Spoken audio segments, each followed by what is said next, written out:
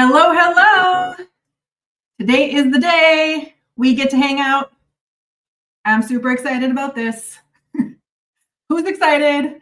3 people here already. Can't believe it. That's a record. All right. Guys, we're going to have fun today. I've been looking forward to this for like 2 months. All right, we have Adventure with Me. Please drop your first name in the chat. I need to know your first name. I will try to set my alarm for this one. You made it. You're here. I usually watch you on my TV, but I've subscribed to you on this now. Cool. Aw, I'm so happy you're here. Please tell me your name so I know what to call you. Sis is here. Woo! Woo, woo, woo, woo, woo. All right. Still not sure how to join once it comes up. Is there a link? Yes. So let me tell you what's going on today, everybody. So this is like a live creator hangout. That's the idea. I got really into live streaming before summer. Like I think I did about 8 live streams and I was like getting addicted to it. And I was like, I love this. I love being in real time, chatting with the audience. I've done it a couple times before where I've brought audience members on stage. I call it on stage, in the studio, whatever, on screen with me. And it's always so much fun. And so, yeah, I've been wanting to do this again. And so here we are. So I thought today would be really fun to just invite people on if you want. You don't have to.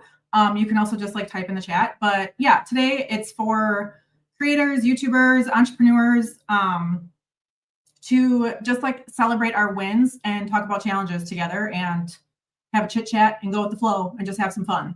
Because sometimes being a solopreneur, you know, behind the screen, making videos by yourself, working on your business by yourself, can get kind of like lonely and boring. I don't know about you, but I get sick of being in my home office sometimes. So I like to like film videos outside or just go like work in different places. But yeah, so that's the whole point. So to join,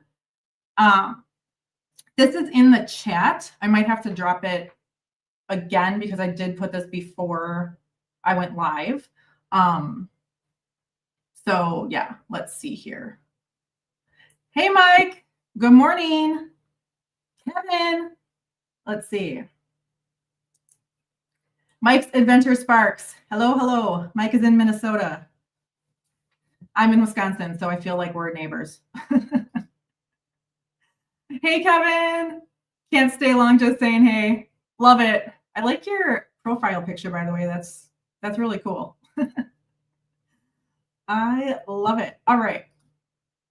So let me drop the link again in the chat. Okay, and if anybody wants to just come on in, all you have to do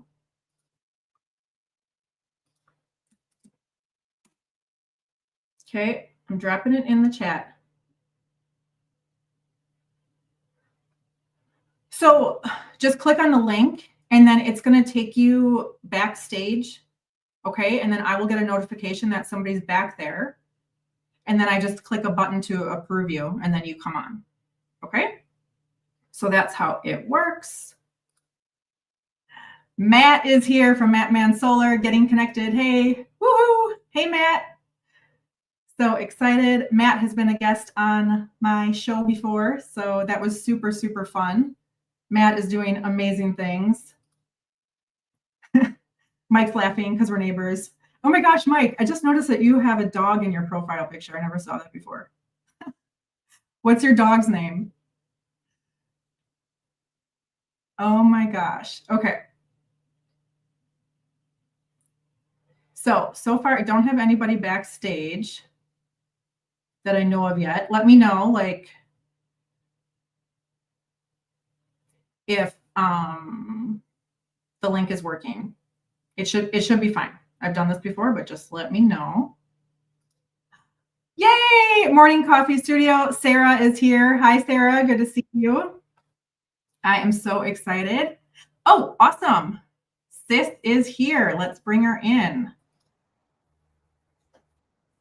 Good morning. Sis, you are on stage.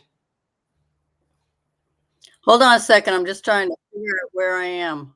Okay. Okay. It's all good.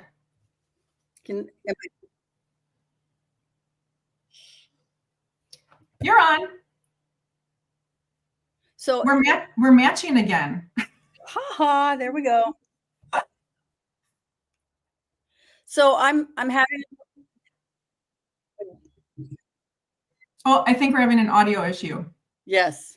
Either close YouTube or mute it. Close YouTube. Aren't we on YouTube? Yes, but when you come on, I'm using StreamYard as the streaming platform. So then there's like, if you have YouTube open, it creates an audio delay. Okay, are we okay now? Yep, I can hear you fine. Perfect. Nicola's here, or is it Nicola? I feel like I'm pronouncing your name wrong. Nicola. She has an awesome cooking channel, by the way, everybody. Woohoo! Adventure with me. It's so epic how you can do that technology these days, right? Yes. This is so much fun. Like, yeah, the first couple times I did a live stream, I was using, I was just going live, like within the YouTube studio live streaming built-in thing. And I was like, I need to get something better because I want to like bring people in with me. Like, this is like way more fun. So I can't figure out how to get to the chat. Cool. Did you close out YouTube? I did. Okay, you won't be able to see it. So we'll just chit chat and don't worry about the chat. Yeah, if there's a comment on the screen that I want to bring up, I'll put it on the screen below and then you can see it. Everybody will be able to see it then. But we'll just chit chat. Now it's your turn to hang out with me. Wait, chat with everyone in the studio. Hold on. Let's see. Oh, can you bring it up? That's what I'm saying. It says chat with, okay. Hello. Did that come up? I like the keyboard sound. Did it come up though? Can you see that it says there's 2 people in the comments? It came to my private chat. Oh, here I see it now. Okay, so now I can join the group chat, right? I'm not sure because I haven't been in a guest. That means you're learning. Yeah, so this is good. Learning about how the tech works as we go. It's giving me a hole where I have to be a part of. Yeah. But that's okay. You don't need to worry about it. So what I want to do is kick this off with a win. Like, what is a win that you guys want to celebrate? If you're in the chat, you can type a win that you have in the chat. Doesn't matter how big or small. There's no such thing. A win is a win, right? So yeah, if you have a win, type it in the chat. And I want to hear from Sis. So Sis Ahern is on stage with me right now. Over there. I've known Sis for like what, 3 years? Yeah, at least. Yeah. At least. We met each other in Time to Thrive.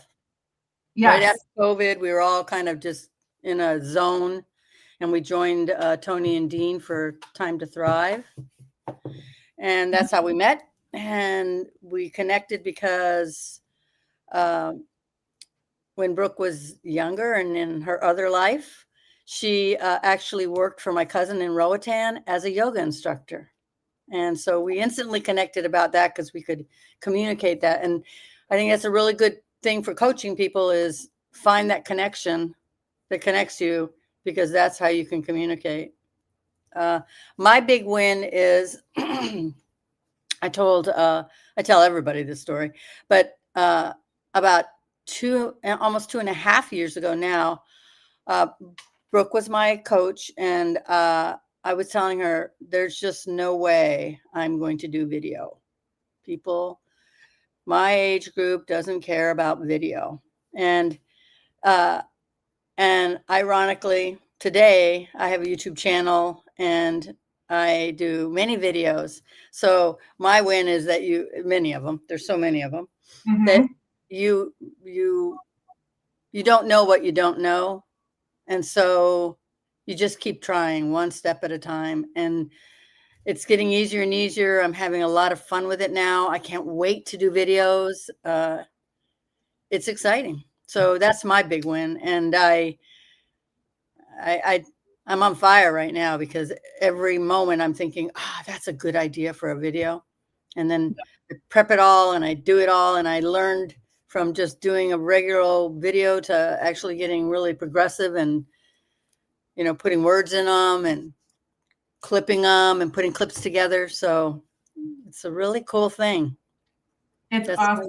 I actually want to bring up your channel just to celebrate you. So let me get it on the back end here. But yeah, it's huge. I'll never forget when you were like, I'm never going to do videos. I think I'm more of a writer. People my age want to read. And I was like, people your age watch videos too. All right, Can you find it? Yep, I got your channel now. I just need to add it to the stage. Let's see here. Share screen. Okay. Window. Here we go. There we go. Cool. So this is a channel. Check this out. She has 164 subscribers already and 74 videos. That's a lot. Like, and you started this relatively recently. Yep. It's been just 5 months. I checked the timing. Yeah, that's awesome. And if we look at, your popular videos, oh my gosh, this one. So she's having a video like go viral. Viral for me, if you guys have heard Sean Cannell from Media say that, I love how he says that, like a VFM, viral for me, is when you have a video that the views like way exceed your subscriber count. So, and she actually has a few of them that are viral for her, which is awesome. Like, look at this, 3 videos over 1,000 views already. And this one that you just posted 10 days ago is like flying off the charts, almost 3,000 views already. Yep. So right now, I think I have 11,000 for the month up for not this month, but for August, I think. I don't know. 11. I don't know how to figure that all out. Yeah. Analytics is like a whole other can of worms, and you and I haven't even really got there yet. It's fun though. I've been looking at it a lot. Yeah, it is fun to start to dive into it. I have to say, I'm actually at a point in my journey where I'm kind of like, I need to like stop looking at it. I actually deleted the YouTube Studio app off my phone. Well, I didn't delete it. I deleted it off of the home page. So it's like not on my home screen anymore. So I kind of like hid it from myself. The YouTube or the studio? YouTube Studio. Oh wow, that's brave. Because I'm like, I just need to like stop obsessing over analytics, because it gets fun, but it also gets like, challenging sometimes. So okay, let's go back here. Let's go. Oh wow, 11 new comments popped up. So let me check in here, see what's happening. All right. Nicola says, hi sis, glad to meet you here. Wins on YouTube or life? Whatever you want to share. Whatever you want to share. Life counts. I see it as one and the same. For me, at least, because I love doing YouTube so much. I'm in this for the long game. Like, I've already been doing YouTube for 2 years. I plan to be doing it for a minimum of 10, but probably forever. It's like this. It all goes together. It's part of my lifestyle. Peter's here. Peter, I'm so happy to see you. Big love for Peter. Love it, love it, love it. Nicholas says, hi, Peter. Mike's like, that's good. I don't know what that's from now. That was probably a little bit back. You guys, this is so fun. Peter, congrats on yesterday. Peter, what did you do yesterday? Did I miss it? Did you go live or something? Did I miss it? Let's see. I can't find it in the chat. Well, tell us what you did, Peter. All right. Yes, I'm great. I am so excited to be back live. Like, this is just like super exciting. All right. Oh, I see Matt is backstage now, so we'll bring Matt in too in just a minute. Let me just catch up here on these comments. My biggest win in life, my 4 kids, and they are adults, but my babies. Oh, my YouTube win. Every milestone is a win for me. I love it. I just love you. Your vibe is awesome. I love every interaction I have with you, and I love your channel, by the way. I don't like cooking, but you're inspiring me that I should try to start liking it. Kevin, I just finished scripting 3 new long form videos. Filming begins this week. Awesome. That's huge. Celebrate the win. And Peter, oh, Peter did his first live stream. That's awesome. Congrats, Peter. On your birthday. Love it. All right, let's bring in Matt. Here he is. Hi, Matt. Hello, everyone. Can you hear me okay? Yep. I was having all kinds of audio problems. I got really cool new microphones, and I couldn't get them to work, and I just finally gave up and said, the heck with it. Just going with the old school, like built-in microphone. Yeah, I just got the little headsets on, so hopefully they won't act up on me. But you know how that goes. It's always a thing. Well, hello. How are you? How are you doing? It's been a long time. I know. Great. I am super excited to be back. Back into going live. Oh, I cannot believe they're going to mow the yard right now. That is just crazy. Oh, that's okay. We can't hear it. You can't hear it? Oh, that's wonderful. No. If it gets loud, just let me know and I'll mute it for a little while. They do this. I swear they do. They time this with all my meetings. Yeah, it's okay. No worries. All right. So Matt meet Sis. Sis meet Matt. Hi, Matt. Hi, Sis. How are you doing? I'm really good. I'm going to try to switch off and on the microphone here for a little bit until he gets done cutting right around me. So Cool. Can't hear the dogs, really? Well, I can hear the dogs. I can hear the dogs, yeah. Just not the lawnmower. Yeah, All right, I'm going to run over and close the curtains, and maybe it'll limit their barking a little bit. But I'm still here. I can hear you. It's all good. This is casual. Hey, so I wanted to add another little win this morning. So this morning I got up and I went outside, and again, I'm telling you, I can't get away from wanting to do videos. And I was remembering something that Tony said in one of his the many years that I was in Tony. He said, every day my feet are above the ground's a good day. And so I was sitting outside thinking, could I make that into a video? And then I did. Which you'll post. It'll post sometime soon. But anyway, the way I worded it is, any day you can smell the flowers and not the roots. Yeah, that's a good one too. I like that. That's really good. I love that. Yeah. Along the same lines of like quotes like that, basically about like appreciate that you're live, otherwise the other option's like you're dead, you know? One thing I love, I don't remember who I heard say this, but somebody said, 100 years from now, all new people. That's right. Like, in 100 years from now, there's going to be all new people. And it just helps you zoom out in perspective of does my stressful moment of the day really matter? No. Exactly. I love, that's like a go-to phrase that just lives in my mind, and then I just laugh. And that reminds me of when I used to use, a friend of mine asked me a long time ago, she said, are you going to give a shit in 20 years? And I said, no. And she says, well, why do you give a shit now? Exactly. It's like, good point. Yep. So funny. So Matt, do you have a win today that we can celebrate? Oh, I've got all kinds of wins. Okay, well, pick your most exciting one. Let's start there. I surpassed 12,000 subscribers today. Not today, this week actually. But I'm celebrating it today. Woohoo! It just keeps going. It's like a win every day for me. I wake up at when you first start, you're struggle along for onesies and twosies and threesies and foursies, and then it just and now it's and what's really crazy about it is it was 180, 190 a day there for a while, and I'm like, holy crap, slow down. I don't know that I don't know what I'm doing yet. And now it's 80 or 90 a day, new subscribers every day, 80 or 90. And I'm disappointed sometimes. I'm like, what are you talking about, disappointed?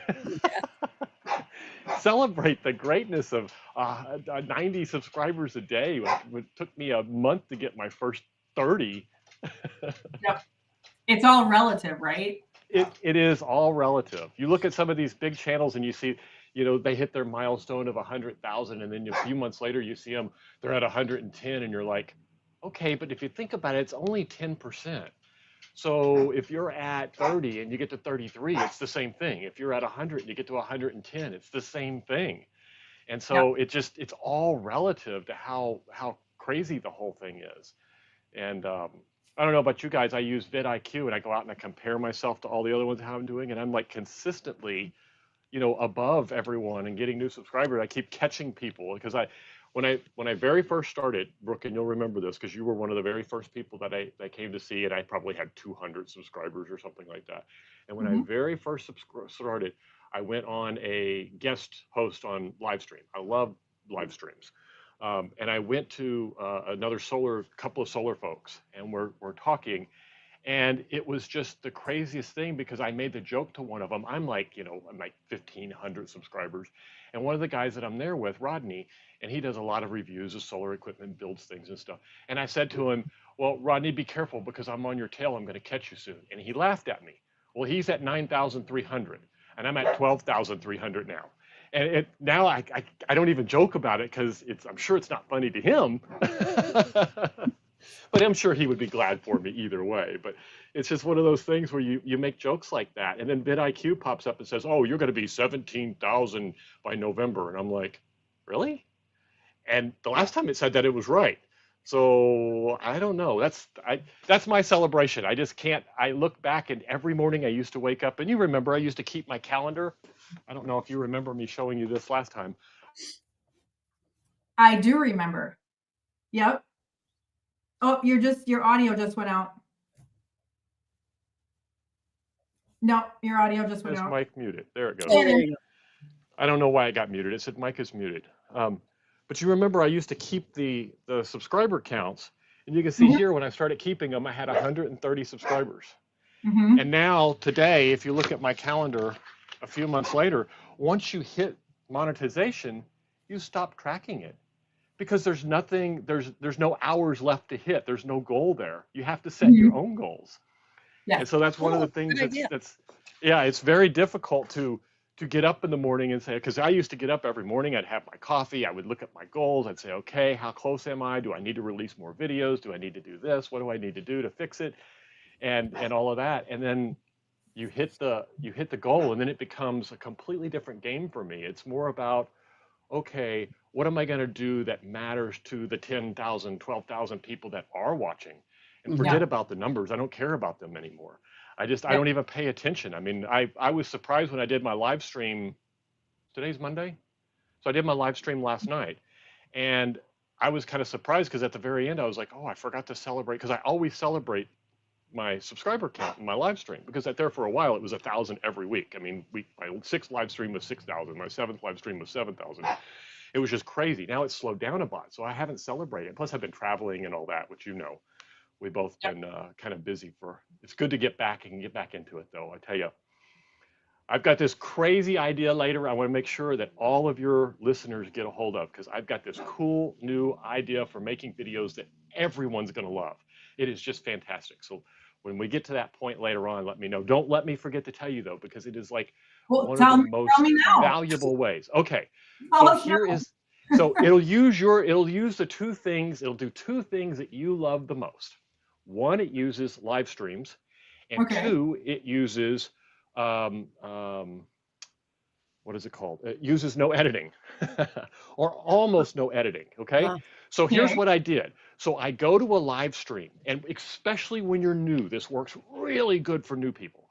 So when you go to a live stream, go with 4 or 5 subjects. Remember when you taught me how to monetize my channel before I had enough subscribers? Remember those days? Yep. Yes, I remember it yesterday when I collected 3 big commissions. I remember thinking, oh, thank you. Yep. I want to turn that into a standalone video. Yes, so here's what I did. This will play right into that. So what I did is I created 3 different subjects yesterday. And I went in with the intention of having a start point and an endpoint for each of those sections. I don't blend them together and I don't cross over. So then last week when I tried this, I said, okay, I'm going to just make a video out of that one section. And you go in, now you can go into the live stream and you can say edited. You can cut up to a point, cut down to a point, and say save as new. And it creates a video outside of your live stream, a real, true, honest, just normal video. And you can create multiple of them. Like yes, right. in YouTube I don't know if Studio? I can share my screen. Can I share my screen? I don't know. Let's find out. Let me Yep. see. I'm not sure if guests have the capability to share their screens. Yes, share screen. Find Let's see out. if this works. All right. You're going to see I some love this. This really is why cool I'm doing live. details, This is stats, why and I'm stuff. doing this. I'm going to say entire screen. So if you see something you're not supposed to see, pretend you didn't see it. Can you see that? Mm-mm. Oh, hold on. I think I got to do my job here. Hold on. Ta-da. Okay, so we see your... I can't see what you're seeing now, so all I can see is my screen. So I'm going to show you my studio. And I don't have permissions to go to my own studio. Okay, that's not really good. I got two channels, so sometimes they get mixed up, and that's what happens. Yeah. Let me just switch off of this one to my solar channel. Okay. All right. So you go into, and this is actually a really good one. I might beg you to give me a download of this so I can create a video. So you can create a video, or I can create a video out of it, or both of us can create a video out of it. We both can. Yep. So you go into your content and you go over to your live stream like you would normally do. Now you'll see the live stream here. Probably my shortest one yet was 1 hour and 33 minutes yesterday. So you go into this, and forgive me if I get some of these steps wrong. I want to go into edit. So you go here and then you go down to editor. Now in editor, you want to do a cut. And then you take this and you drag it to where you want to start the cut at. Let's say you want to start here. So for me, this was an example of how Solar Assistant worked. And if I remember correctly, I started up here somewhere right up after my intro. And then it ended, that section ended somewhere down here. And then you go over here and you say, save as new. There. Okay. I did not know that. When you save as new, then it goes and saves it. Discard changes, okay. It saves it under videos.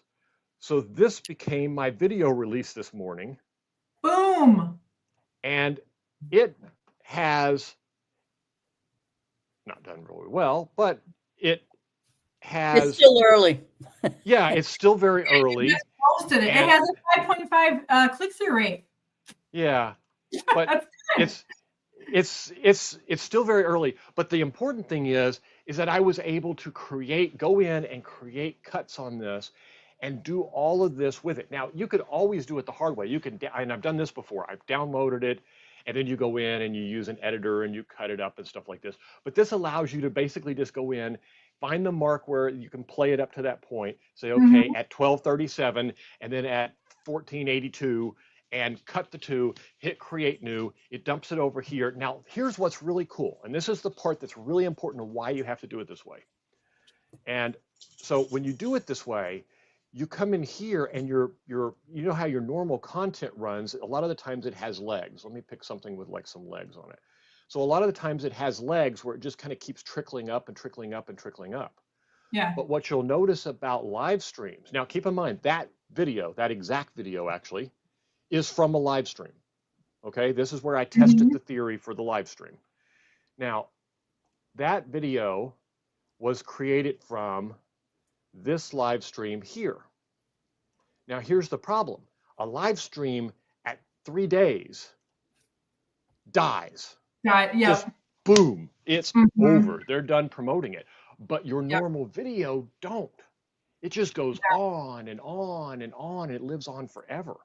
Yeah. So now I'm thinking about my live streams completely different. I'm thinking about, okay, I want to make 5 different, subject matter contents and record 5 different videos that week, and I can release one a day if I want, and have a whole week's of content for a simple Yeah. 2 or 3 hour Oh, session. Matt, this is genius. It is.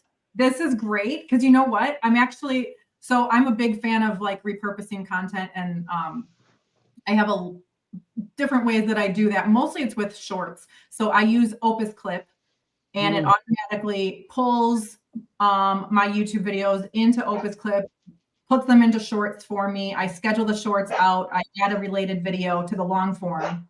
That has really helped drive traffic and build my channel and get new subscribers and watch hours and all that.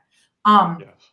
And I have also experimented with having Opus Clip, instead of having it pull shorts for me, pull longs. And Cool. during summer, what I did, like, I didn't say what my win was, so I'll tell you right now. Like a win that I wanted to share today was that over summer vacation, and I considered it summer vacation because I'm a single mom of a 5-year-old, and so she was off of school, and I was like mostly in mom mode. Very cute 5-year-old, by the way. Thank you. I love your new video. Thank you. I was able to maintain my channel of my goal for myself of posting at least one video a week. And I just allowed myself to like experiment with different things. And some like really cool stuff came out of that. But anyways, my point was some of the experimentation I did was like repurposing longer form videos into what I was calling long shorts. So I would just like clip a part of a longer video I had already made and turn it into like a 2-minute long short. But it was still considered a long video because it's horizontal format. Because I just wanted to experiment. And so that was cool. But I also did like create some fresh new content too. Not everything throughout the summer was repurposed, but I'm super excited about this because this is a really simple way. Because I'm actually curious, like Matt, the last time you were a guest on the show and we talked about your affiliate marketing and all that kind of stuff, I just told Opus Clip, here, let me share my screen. I'll show you guys what I did. Because it was processing and I'm like, I can't wait to see what actually, how Opus Clip handled it. So let's see here.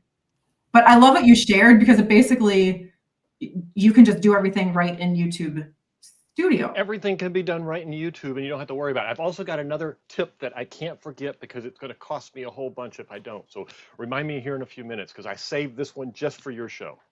Okay, don't forget. Let me. This one's a little shorter, but I'll share my screen to show it to you again. Okay, If I can find the screen where I can see you. There it is.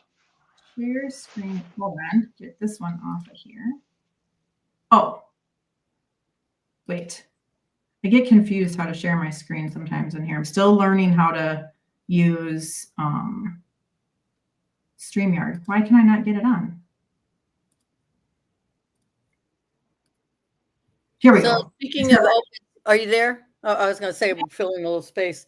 With Opus, I just started using that as well. And the interesting thing is it'll tell you what it'll give score to the videos it does. I decided to just try one of their free AI ones, and it actually got more hits than anything. It's just weird.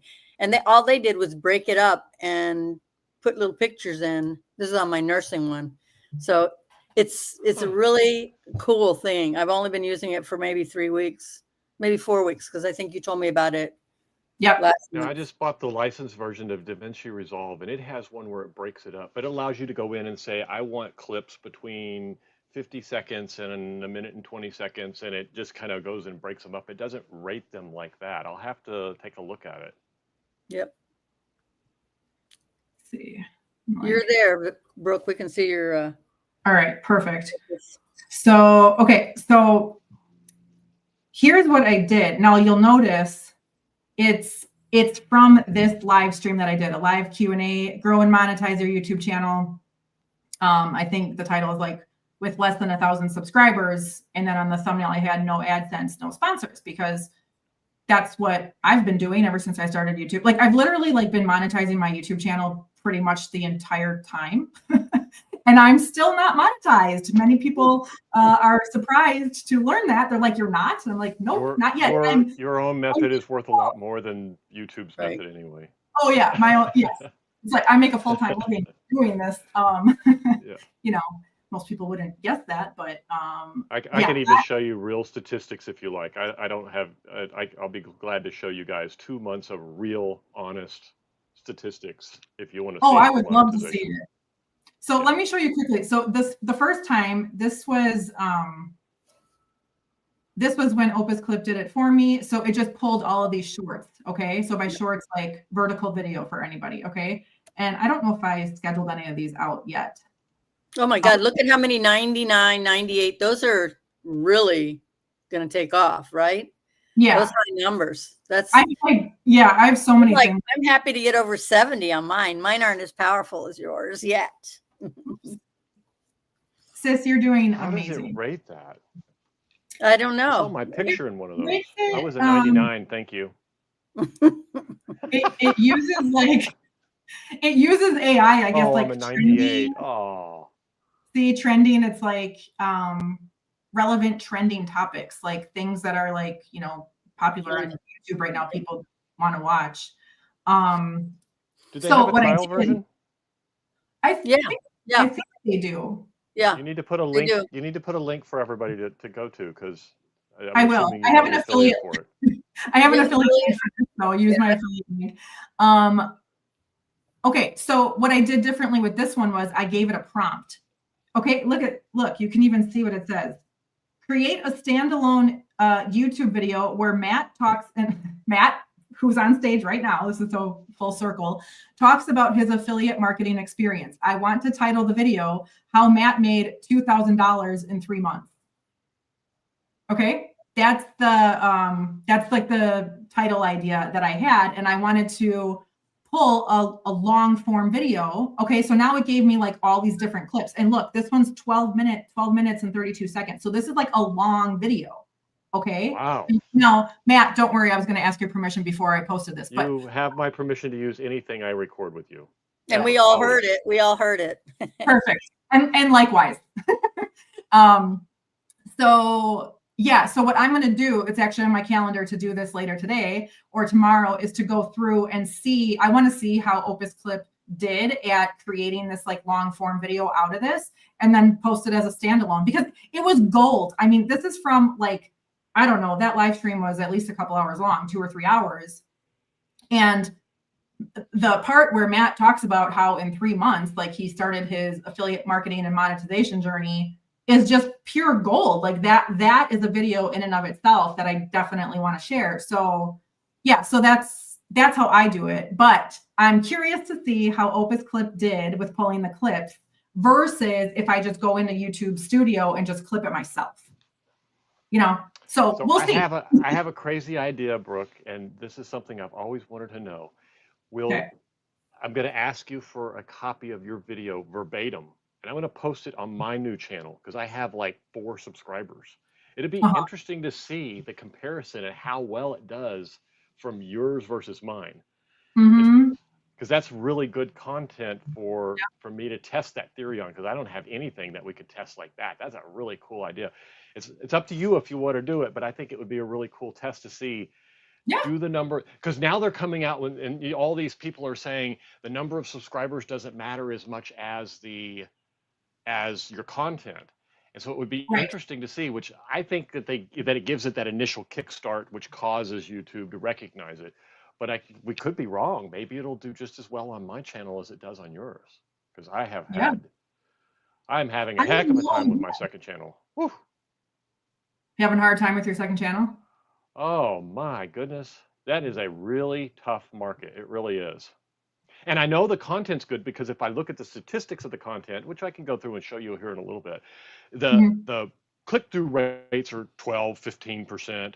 The watch rates are sometimes 100% on 10, 12, 15 views, but that's it.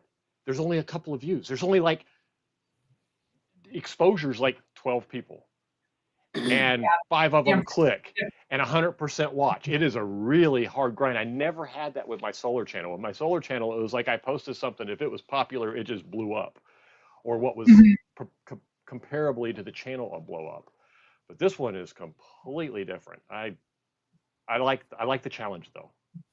I have a question. Do you have separate channels for separate topics, or did you start with Absolutely. one? But what did you start with?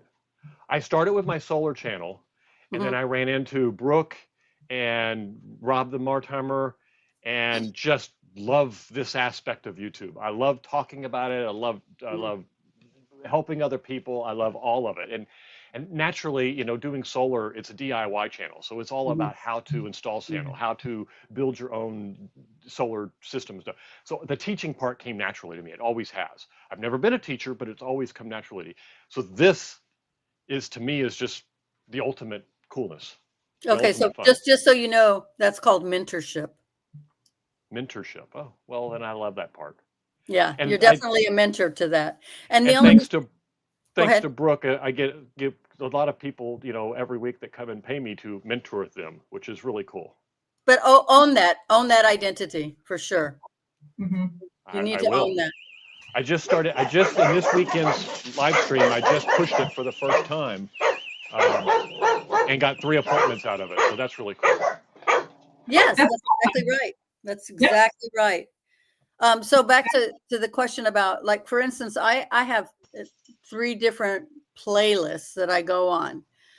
Is there a certain time that you guys recommend that I have to split it out and make it its own channel? What's the benefit of having it as its own channel versus having those 3 topics on one channel? Here's my 2 cents about having 2 different channels. I don't know, for those, some of you might know this and some of you might not. I did start a second channel recently, and another win I have is that I posted my second video on my second channel yesterday. So, and it was awesome. Celebrate the win. Oh, we got some new people in here. Steve Brocky's here. Hey, Steve. Hi, Steve. And he's chit-chatting with Nicola. Love it. Oh, plus we have Sarah's asking a question. That's a great idea. Thank you. Does that work for regular videos or just live? I don't know, but I'll go check it real quick. I think it's only regular videos, but sometimes I've noticed that some of the things that I do only apply when you're in their monetized thing. That things I couldn't do before all of a sudden started working. That I thought, it just doesn't. That started because you're monetized? See, I'm not monetized. I don't know. I don't think so. I think that was just a new feature they added, or one that I never noticed before. But it could be because I'm monetized. Like I haven't gone into live streams and done the editing, but I've gone into regular videos into the editor within YouTube Studio just to like trim off something if it was not good or something. Like, you know, I've only done that. It allows you to. That's how I had always used it, and then I saw that thing where it said, "Cut it." No, it only shoot. I just cut the end of that discard changes. Oh, good. I just cut the end of a video off. No, it does not work in regular videos. Only in live streams. And okay. I remember reading an update from what is that? Tuesday tips or whatever it is that comes out from YouTube. I remember hearing her talk about there being some changes to it, and I didn't pay attention to it at the time. I didn't realize what it meant, but that is a really big thing. So hopefully it went out for everybody. That's cool. Well, I'm excited to experiment with that. So Matt, thank you so much for sharing that with us, because that's an awesome tip. And that's something that I want to work on this season, because I feel like September is like kicking off a new season of YouTube for me. It's like, you know, it's back to school. My daughter's back in school. Especially for anyone who's teaching anything or showing things or stuff like that, you can schedule like 3 or 4 items right in a row, just go from one to another. Nobody has to be at your live stream. You don't have to prepare for anything. You just do your thing like you're doing it. And I've got this I'm very fortunate because I've got this camera crew that comes out from a local school. It was a friend of my wife's, and they used her store to make a video. And he says, well, we want to learn to get into YouTube stuff. Can we record for you? I'll do it for free. Just let me do it. And if you promote me later, I'm like, heck yeah. Awesome. So now they bring all this equipment with all these camera views and stuff. So this coming week, I'm going to say, look, here's the schedule. We got 5 different things we're going to record. and I want you to have all your views, and you do all the switching, and you manage it all, and see if I can come up with like, multi-camera viewed 5 videos in 1 week. That will be the acid test if I can do it, and you'll obviously know about it. So I'll let you know for sure. That is so cool. I'm like, yeah, with my second channel, I'm like, I wish I had like a film crew. I wish I had a camera person. I wish I had an A-roll camera. I wish I had a B camera. Like, I wish I had all this stuff, because I'm like, dude, I'm like a one-woman show, and producing this is actually kind of challenging. But I'm having fun. The whole point of it is to like, it's just documenting. So if you don't know, my second channel is a building show. Let me bring it up. Because my dad has been a builder my entire life, and his entire life. And I love watching construction. I love construction. I love being on job sites. And so my dad is like building a massive house right now. And so I'm documenting the process of him building it. So I love that section where he talked about the drains and the corridors running along the edge of the concrete. I always wondered how they would do that in modern day. And he like made it so simple, just said it so casually. I'm like, but dude, you don't realize what you just said. Right. That's I told my dad, I'm like, I told my dad about a year ago, I'm like, have you ever thought about like starting your own YouTube channel, Dad? Because like, you know so much about so much. And I don't know if you could tell from this video, because he was in this video, he's more so like teaching. So you didn't really see his personality, but he's hilarious. Like, my dad is like the funniest person I know. He is so funny. And so I'm sure as I film more videos, his humor will come out. But when he's in his talking about construction, he's very like, he's got his teacher hat on, But yeah, so this is the second channel I started. And so like I said, I just posted my second video yesterday, which is this one. This is my dad.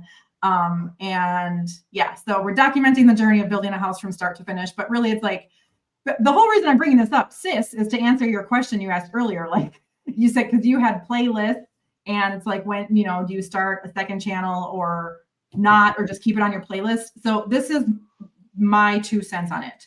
I never wanted to start a second channel. I don't want the stress of managing a whole second channel and feeling like I have to post 1 video a week on another channel and blah, blah, blah, blah, blah. The only reason I did that is because I started this second channel is because this is super niche. Like, it's a very clear niche. Mm-hmm. It's building. We're following a build of building a huge house. Okay. So it's like, I see this as kind of like I'm producing my own like HGTV style show of like, come and watch the journey of the build. Also, this is fun. Cool. This is about family legacy. Yeah, this is about like Matt. I know Matt, you had commented. Thank you for watching the video and commenting, by the way. Matt has seen both videos and commented. And you asked if we're going to be showing more like in action. Yes. This video was more like a walkthrough. There was no construction going on in action. It was just my dad giving basically me and my daughter Marley a tour of the foundation footings that had been laid already. And there's like kind of like a vlog style, like clips of like Marley playing with the sand and, like stuff like that. So it's like, this is also, I'm just doing this for legacy, kind of like creating like a digital diary of family stuff, because I do this, like I go visit job sites and ask the kind of questions that I'm asking on camera in these videos. I do that anyways. Like I enjoy that. That's like, I spend time with my dad like that. So I'm just documenting it. That's it. And turning it into like a YouTube channel. And with this one, this is more just about the legacy, the fun, the enjoyment of it. I'm not as concerned about like the metrics or any of that stuff. Like, and I'm just keeping this separate for that reason. So I don't know, sis, does that answer your question? What's that? I said, does that answer your question? That was kind of long-winded. Yeah, I mean, I think what you're saying is that when I'm ready and I have a true, like, for instance, well, how do you do it though? How do you move? How do you move that playlist? Let's say the one that my boldly living, how do I move that over? I would Are all just, the sis, you videos can, of the same content? I mean, are we talking Oh, about, no. you're talking of, they're all cooking videos, or they're all this type of video? I have 3 different arenas that I'm working in. One is in aging gracefully and the challenges there. I have one on, Medicare and the struggle that people are having with Medicare and how to fix that. And then I have another one, can't remember. Go to her playlist. There we go. Oh, yeah, there you go. There you go. I got 5 of them. But the garden So one I gave up. So some of them don't work, but the one, Tony Robbins crew list, that I've pretty much put aside because I've gone as far as it is before it changed, because they have now here's, video. They have, go ahead. oh, I was just going to say, here's a piece of advice that I don't remember when I recorded it, but I think it was earlier this week or last week, where I talked to, I made the suggestion on one of my channels that if you're trying to grow a channel, and once you get big, you can get away with doing a lot. You can go into Okay. doing all kinds of crazy stuff because your audience loves you, and at that point, they'll pretty much watch anything that you do. I mean, Rob proved that. He went out and did a video about with his daughter and his son and about voting and stuff like that. It was completely off topic, but we all watched it because we all watch Rob.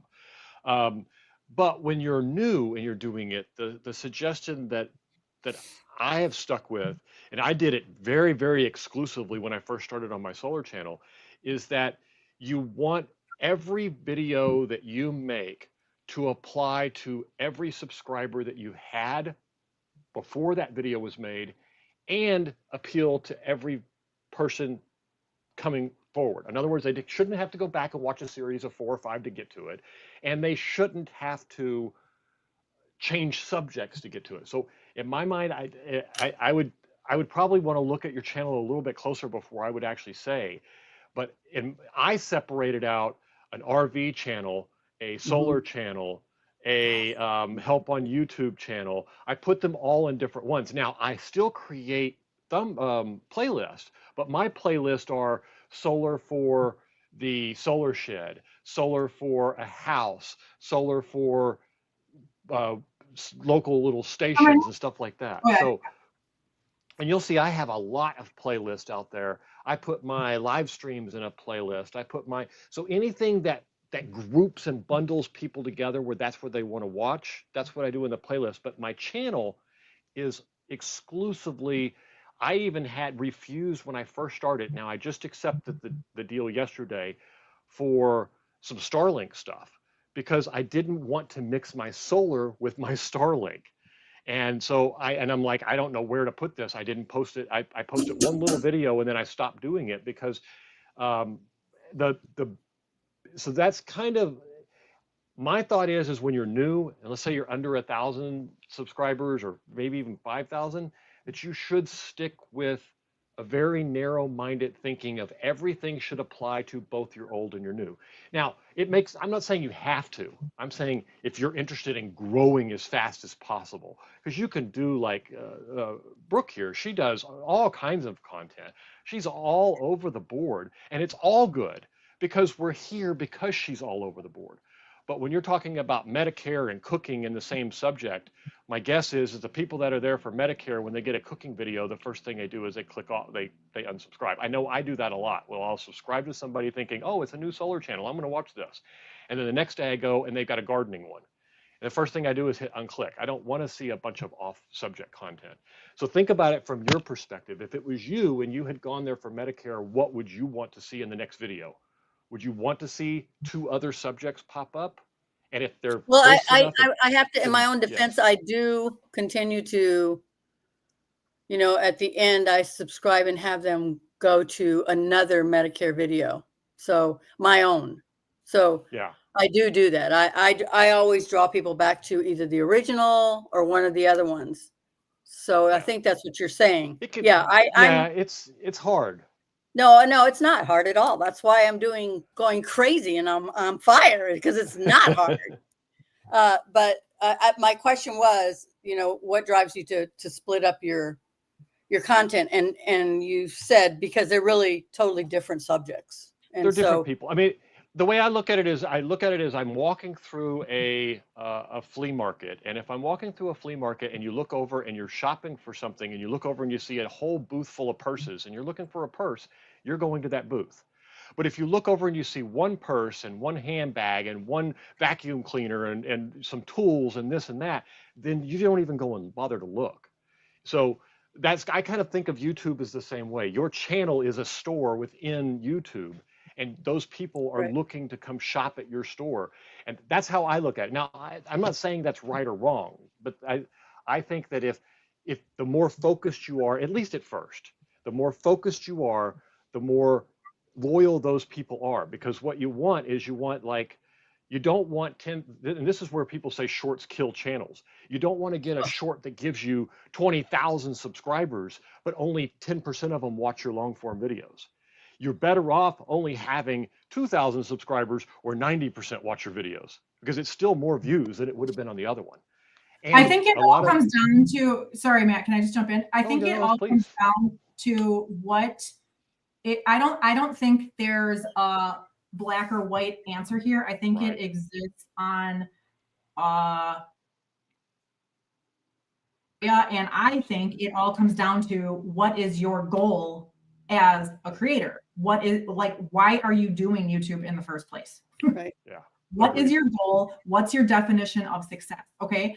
I 100% agree. Yes. Like, so Matt, for example, your solar channel that you've been doing for a handful of months now has over 12,000 subscribers because it's super niche. You are appealing to a very niche audience. And like, I would say, I'm sure there's other solar channels, but there's probably not a lot of competition. So you found like this, like really, super sweet spot. However, let me, I have a lot of thoughts about this. So that's one thought. Okay. Now, look, I want to bring up Ali Abdaal. I'm sure a lot of you know him. So if you look at him now, he's got 6.43 million subscribers. Okay. He's been on YouTube for like 8 years or 9 years ago by now. Okay. So if you look at his channel, he started off like doing singing. He was doing like cover songs, like singing and playing guitar. Are you saying you're going to start singing, Brooke? No, I want to show how a niche can emerge, and that it's like, I totally agree. Like, and so for Sis, because I know her well, I've known her for 3 years. She's a client of mine and a dear friend. She just started YouTube like 5 months ago. So for her, she's finding her voice on YouTube, finding what she likes creating content about, finding what resonates with the audience, seeing what excites her. You know what I mean? And so there's a lot of, my rule of thumb is like your first 100 videos are like all experimentation. And I'm here 2 years later, still experimenting, and I'm still discovering what I love talking about. And my niche has evolved over time. Anyways, and I'm enrolled in Ali Abdaal's part-time YouTuber Academy, and he teaches that like your niche evolves. And really the only way unless you're like Matt, where like Matt, I see you as like a totally different creator. Like the way that you've done your channel and the way I've done my original channel, like couldn't be more different. Like super clear niche versus me, like just doing whatever the heck I want to and figuring it out as I go. Arguing your point though, so I did start off with here is the person I'm trying to attract, and I have now started to expand that out and say, okay, it's not just this person I want to attract, it's this group, and the group has gotten bigger and bigger and bigger. So I absolutely agree with everything you just said. It all depends on, I knew from the beginning exactly who I was after and exactly who I wanted to go after. But on the other channels, it's not quite that clear. Like in the RV channel, it's not quite that clear. In the YouTube help channel, I've just started, saying, hey, look, I think I'm going to do some like product reviews and equipment we do kind of stuff, which is completely different from like what a Rob does or something like that. Okay. Yeah. And the other thing is I watched the Sean Cannell video that you recommended. Mm-hmm. And one of the things that I thought was super interesting is he says that YouTube evolves as well. So used to be if you had more subscribers, you were more popular. And now it's more that your content is being picked up. So we're not the only ones evolving. YouTube is evolving as well. And I think that we're in this for what I'm doing is, helping I'm a compassionate helping person. So I'm doing it in 3 different areas. That's all I'm doing. I'm just splitting up. How do I get people to compassionately learn from me, from stuff that I have to share, and that they may change their lives and be affected forever, you know? So Yeah. I'm evolving. YouTube is evolving. It's not all black and white anymore. It's not. And that was so brilliant to hear, to say, okay, so don't freak out if you know, if you have this many, don't even look at those. I look at the statistics, but they don't make a difference in my content. They don't make a difference in my content. What makes a difference in my content is that that people are communicating back. The last video, I think you commented on it, Brooke, on the Medicare one, I think it was. I have 138 responses. So I'm like, comments. So now I've connected with every one of those people, and now they're going to be sending it. I've had people share my videos. So it's not all black and white. It's really, people are looking, I believe, for connection. And that's what my stuff is about, is connecting. Either I had a video that I did last night that'll come out on Sunday. I went for a bike ride. I'm going to tell the story. It's pretty funny. And then I have to go. I went for a bike ride yesterday, and I haven't been on my bike in a very long time. And I'm 70 years old. So I went on a nice bike ride. And then at the end of it, I went to this one area where people used to go swimming. Now, mind you, we're scorched earth here. We had a huge fire out here. So it's all pretty boring. Anyway, I, as usual, fell off my bike, and I did a face plant, but I didn't even realize. So then I get up and I'm like brushing myself off, like, you know, somebody might see me. And I did a video. Then I got home and I looked at the video, and I have dirt on my face all across here. And so I went back in and created a clip to say, this is hysterical that I did this whole clip with dirt all over my face. You know? And so will it appeal to people? Yeah, people over 70 will laugh their asses off, because they also go out and ride their bikes and have accidents. And we shouldn't be, you know, we could go to shame with it, but I didn't. I just was like, oh my God, I got to do this as a video. I got to clean this up and do a video on this, you know, that, you know, you can't. But I mean, I didn't even know until I got home, and then I'm laughing at the video because there's dirt on my face while I'm talking about this ride I did. So anyway, who will that appeal to? 70-year-olds. And they'll want to feel like I would look at that video. And I do. I look at my videos like I'm looking at it for the first time. And what do I get out of it? I think it's a little different than yours, Matt, because yours is more instructional, which is super important. I love that. But mine are more on the compassionate level of, you know, being human is okay, and making accidents and having concerns about Medicare, huge. My generation, I want to make it good for you guys. That's why I'm talking about it. So anyway, right. There's a huge gap between the two differences, but there is no single formula that's going to work for everybody. It's all just a bunch of ideas. You got to pick and choose the best ones. For you. Exactly. And me, it's always about, does somebody else get something from it? You know, does somebody get a little piece of information? I have another one on nursing, because I've been a nurse for 50 years. And when I do those, I just want one person to be changed by it. One person, because that's free for all after that. It's the pebble in the puddle or in the pond.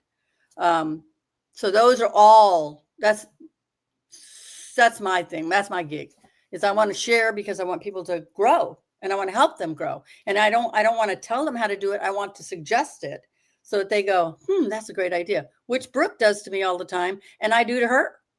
Because in the old days, we would have a conversation, and the next day there'd be a video about it. I'd be like, wow, she turned this to this. So, right? Yep. I'd be like, wow, I know that conversation. Thank you. Sis has been, an inspiration behind many of my videos. So, and it was fun that way too. Yeah. It was like a recap. Here's your recap of what we talked about yesterday in a big video. Anyway, I have to go, you guys. Love you dearly. Thank you for sharing. Thank you for being here. Love you. Nice to meet you, Matt and Nicole and Mike and all you guys. Can you clip me off? I don't know how to turn me off. Oh, sure. Let's see. Kick from studio. There we go. That's funny. That was the first time I did that. It literally says kick from studio. Oh Like, no. Kick out. Get out. So funny. All right. If anybody else wants to join us, please click on the link. Come on in. I'd love to have you. Let's catch up on some comments here. Adventure with Me says, I love this guy's story right now. So many subs. She's talking about you, Matt. That's awesome. Kevin says, very inspiring. Epic seeing a positive story like this, inspiring, isn't it? See so many people give up, which I've done a lot on here. Yes. I made a video for that. I made a video that says if you feel like, or watch this when you feel like quitting YouTube, because everybody feels that way at some point, including me. A little studio guy comes to visit me when I think about it. He says, hey, go look at that video. Look how good it's doing. YouTube Studio tells you that? Yeah, he comes back to visit. He's a he in my version though. Mine's a girl. Well, I guess I don't know. I think she's a girl. She looks a lot like you. In the character I play, she's a girl. So yeah. Yep, Nicholas says he found his niche quickly. Matt, you're epic. Lots of love for Matt. I love it. Our niche evolves, but we still need to streamline it. Yeah. There's like I said, my perspective is there's so many different ways that you can go about it. Yes, you can have a super niche channel. You can have a not niche channel. You can have a you are the niche, which has been kind of my approach since the beginning. But it's all about, why are you doing YouTube? What's your goal? What does success look like for you? So for me, like, I'm just really focused on like building my personal brand. I create content because I love creating video content. And I'm building my personal brand. And that is the way that I attract clients to me into my business. So like I said earlier, like I'm not monetized by the YouTube Partner Program yet, but I've been making money with YouTube since I had like less than 100 subscribers. Yeah, like one of the first sales I made just with my YouTube channel was through affiliate marketing. But behind the scenes of that, there's a lot of high paying coaching clients that's what my business really is, like behind the scenes. So yeah, like I was thinking about it and I'm like, I consider myself, I've been over the past couple of years, I'm like, when people ask me, what do you do? I'm like, I'm an online business coach. And now I'm like, I wonder if I should start saying like, I'm a full-time content creator and a coach. Cause I'm actually both. Technically, I'm a full-time content creator. Like that's what I do with my work time. Like I'm either creating content or I'm coaching my clients. Like that's literally the thing. And I've been able to attract clients to me without having a specific niche. Okay. So like, let me show you an example on my channel. Let's see here. Because the way that I've been attracting clients to me over the past 3 years, I started on Facebook before I expanded to YouTube 2 years ago, but the way that I attracted all of my clients, including Sis, who we've been working together now for coming up on 3 years, was by making like personal content. Like that was not about how to start an online business or how to do this or that. It was all like, let's see here. Where's my playlist I'm looking for? This kind of stuff. If you feel trapped. Oh shoot, I wanted to see the whole playlist. So like this playlist, okay? Rebuilding myself, healing, growth, and mindset, okay? This playlist has nothing to do with, let me teach you how to start an online business. Let me teach you how to make money online, which is essentially what my coaching business is, okay? It was making content like this. I escaped an abusive marriage. Here's how. If you want more success, freedom, and control, watch this. Feeling behind in life, watch this. I figured out why I struggle to rest. How I rebuilt my life after losing everything. This one, this 77-year-old stranger changed our whole day. This was like a 2-minute vlog of like just real life moments. So this is the kind of content that I've been making that attracts clients to me. And I mean, that just happened. Like I didn't do that on purpose. It happened that way for me. And then I That's a new dissected my saying, I think. YouTube happens. yeah. I love it. I think that's the way we have to look at that is YouTube happens. Because that's YouTube what happens. happens. You start off thinking, oh, I'm going to do this and I'm going to do that. And I got very extremely lucky with one of my channels and it happened to be exactly what I was planning. But with the other Yeah. ones, they're transitioning, you're moving around, you're fluid, you're trying to find your way, you're all over the board until something does work. Yeah. Or if you're and it doesn't work financially, if it works, makes you happy, that's working. That's working too. Yeah. It's all about Yeah. like how you define success. Depends on your goals. Totally. So yeah. Yeah. And I like the experimentation of it. Like I've been trying to be like a bit more niche, which is why I've been making a lot of videos geared towards like people just starting YouTube, because like that's what my analytics dashboard is telling me. That's where those are the most successful videos on my channel. And so I've like leaned into that more, but I've also allowed myself to experiment. Like some of the videos that I made throughout summer, like me dancing and like doing all this goofy stuff, like my like little comedy skit videos, like those are like total experimentation, you know? And yeah, I didn't know that I could make content like that and that it would be well received until I made it. And then I was like, oh, people like this. Like, cool, you know, like maybe I'll make another one. So yeah. And that's the downside too to going super niche like I did, is that you don't have that flexibility. I caught myself many times turning down offers to do things because they didn't fit my little narrow definition of what I should be doing. And had I had a bigger definition, I could have picked up a lot more products, things, stuff that was easier to do. But that doesn't change anything. It doesn't mean that it's right or wrong. Is that title actually on the screen?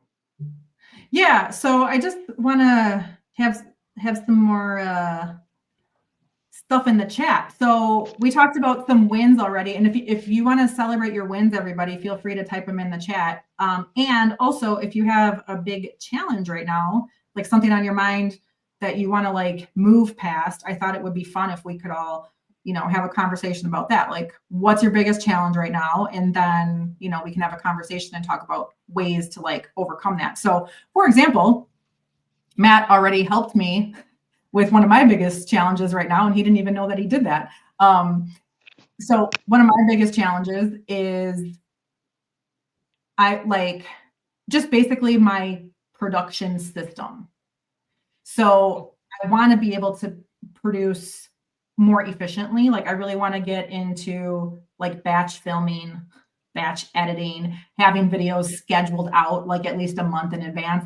Right now, the way I've been operating basically for the past 2 years is like every single week, I'm like making a new video. It's the whole thing from start to finish. Like, what's my video going to be? Film it, edit it, upload it, you know, the whole thing. And it feels, I mean, I have fun. I love doing it, but it's almost like a heavy lift every single week. I want to get really into like batch filming, batch editing, batch, you know, like just having a more, efficient system. And so your tip, Matt, that you shared earlier of like that you can actually take a live stream and then edit that and save it as a new video right in the YouTube Studio app is like awesome. I'm like, sweet, like that. I'm going to do that. Cool. I'm glad it helps. Yeah. So thank you. Oh, you're welcome. What's your biggest challenge right now, Matt? I've been testing a lot of stuff. Actually, I'm gonna show you one so that I can get it done because I held it up for you, but I really don't want to leave it the way it is for very long. So I'm going to share my screen if you don't mind for just a second and show you. Yep. Just share the whole screen. What are you doing? Just share everything. Entire screen. There we go. This one. Okay, I think that did it. Okay, so here's something that I want to point out for everyone because you hear a lot of people talk about I don't know why that's turned off. That's not good. Oh, because I've got to agree to all this. Sorry. Okay. That's all right. So here is something I want everyone to realize. When you do a thumbnail test, you submit 1, 2, or 3 thumbnails. And when that Mhm. thumbnail test finishes, you see a little message like this here. Now, I would assume that if YouTube's going to build us this really cool tool to allow us to run a thumbnail test, when it's done, it's going to pick the best thumbnail, right? No, it doesn't. It doesn't pick the best thumbnail. So if you look at this one here, I'm going to go into this, oops, wrong button. I'm going to go into the stats.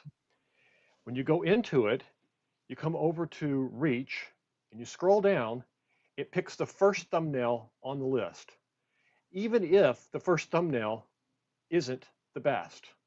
So in Oh, this case, thumbnail number 2 got 40% of all my time. The first one got 35 and the last one got 24. And had this one been 5 and that one been 70, it would have picked the 5. So you actually have to go in here and say manage test, click on set the one that you want. It'll set it to 2, but then you're not done. It actually does, in fact, at that point, set it, but it's not. Then when you go back to your studio content here, it'll still show it in the list. See how it's still there? mm-hmm. Oh, no, it didn't. I actually must have finished at that time. I think they changed it. Yay. Now this one, if I go into the stats and look at the same thing, this one, it says preferred because it just happened to be the first one on the list. Mm. But you still have to go into manage test to get it to go away and then tell it that you're done with the test. And then that will mark it off of the list. Why? I have no idea, but I've noticed that I had to go back through all of my videos and all those tests that I ran. And I had some of them that had 20, 30, 40% difference in the thumbnails, where one was like, this one was 70%, and this one was 10%, and this one's 12%. And I'm like, and you're running the 10% one. Really? Oh, I wonder if they, yeah, I don't know. I've never had that happen before. Like when I've done thumbnail tests, usually my results come back inconclusive. Like Yeah, there's no, if you don't you have can't enough tell which one's traffic, better, so pick it. And I'm like, then I just go with my gut. yeah, if you don't have enough traffic, and I think it's somewhere around 500 views, then if you don't have enough, it won't give you an answer. It will tell you that it's inconclusive. Mm, Um, but then you still get the results if you wait the full 2 weeks. A lot of the times, though, a week into it, if you get enough results, you can do it that way. There was something else that I wanted to show you.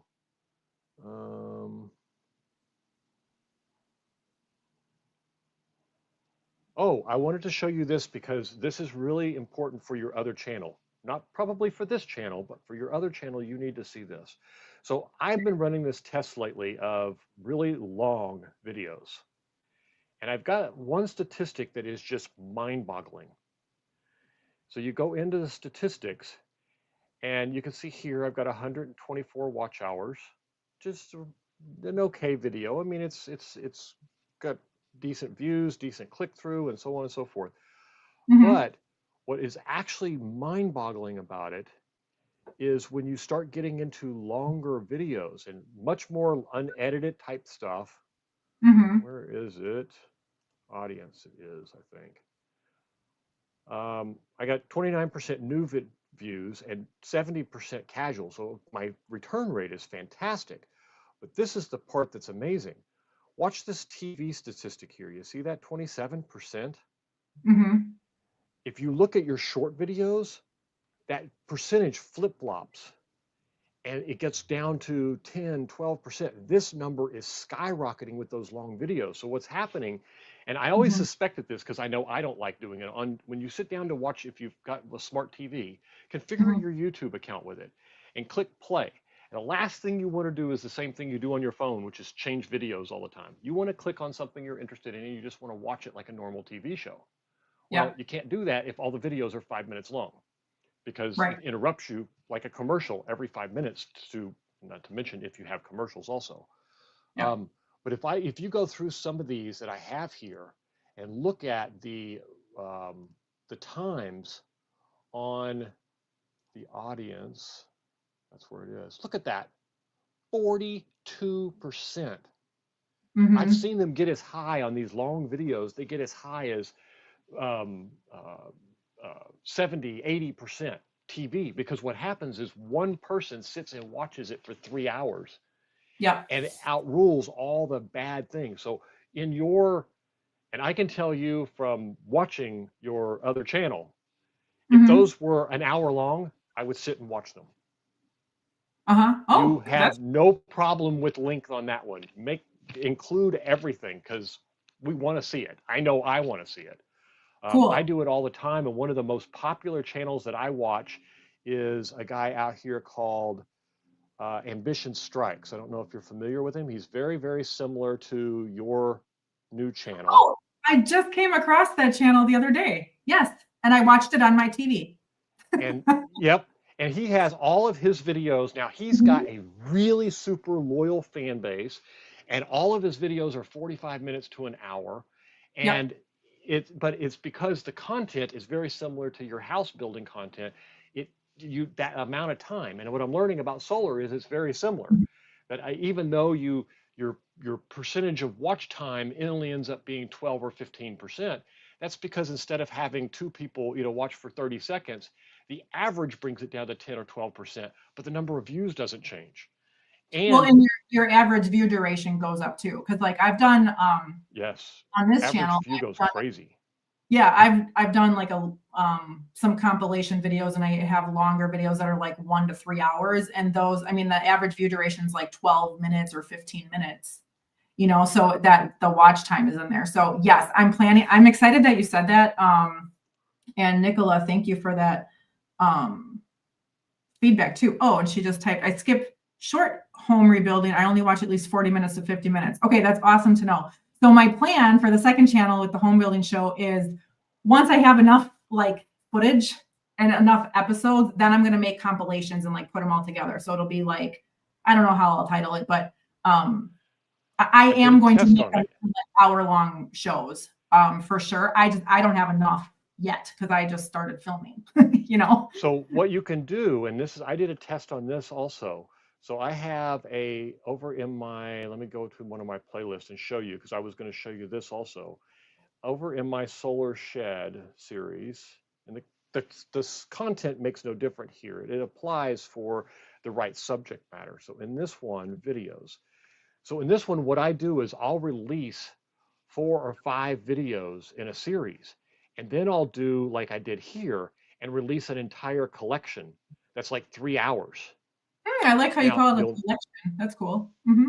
so it's either a collection or a master class or whatever it happens to be. Now in Yeah. this case, it's a collection because it wasn't how-tos. It was here's what I did kind of stuff. But I've got other ones that are going to be how-tos, and then you can call it master class or not. But look at Yeah. this over here compared to the actual individuals. And then when you go into the statistics, now this you got to remember was done way before I was monetized. But look at the hours. Mhm. And Yeah. when you look at some of these things, you'll see these big spikes here where somebody turns it on their TV. Now, I don't know what the TV statistics are on this one. Let's take a look. Mobile phone, 37%. TV, 19%. So this is something that has changed dramatically in the last 3 or 4 months. The TV is exploding. I mean, it is Mhm. really exploding. So make sure you take advantage of it. Even if you just go out there and hang out for a day and record the whole day and throw the whole thing out there. I would Yep. love to see how it works. But I've also Well, noticed that that's YouTube great. skews some of the statistics on these for you. They will give you an initial, let me see if I can find it. They'll tell you your initial, I don't remember what statistic it was, but there's one statistic that when it's over an hour long, oh, it's that initial engagement.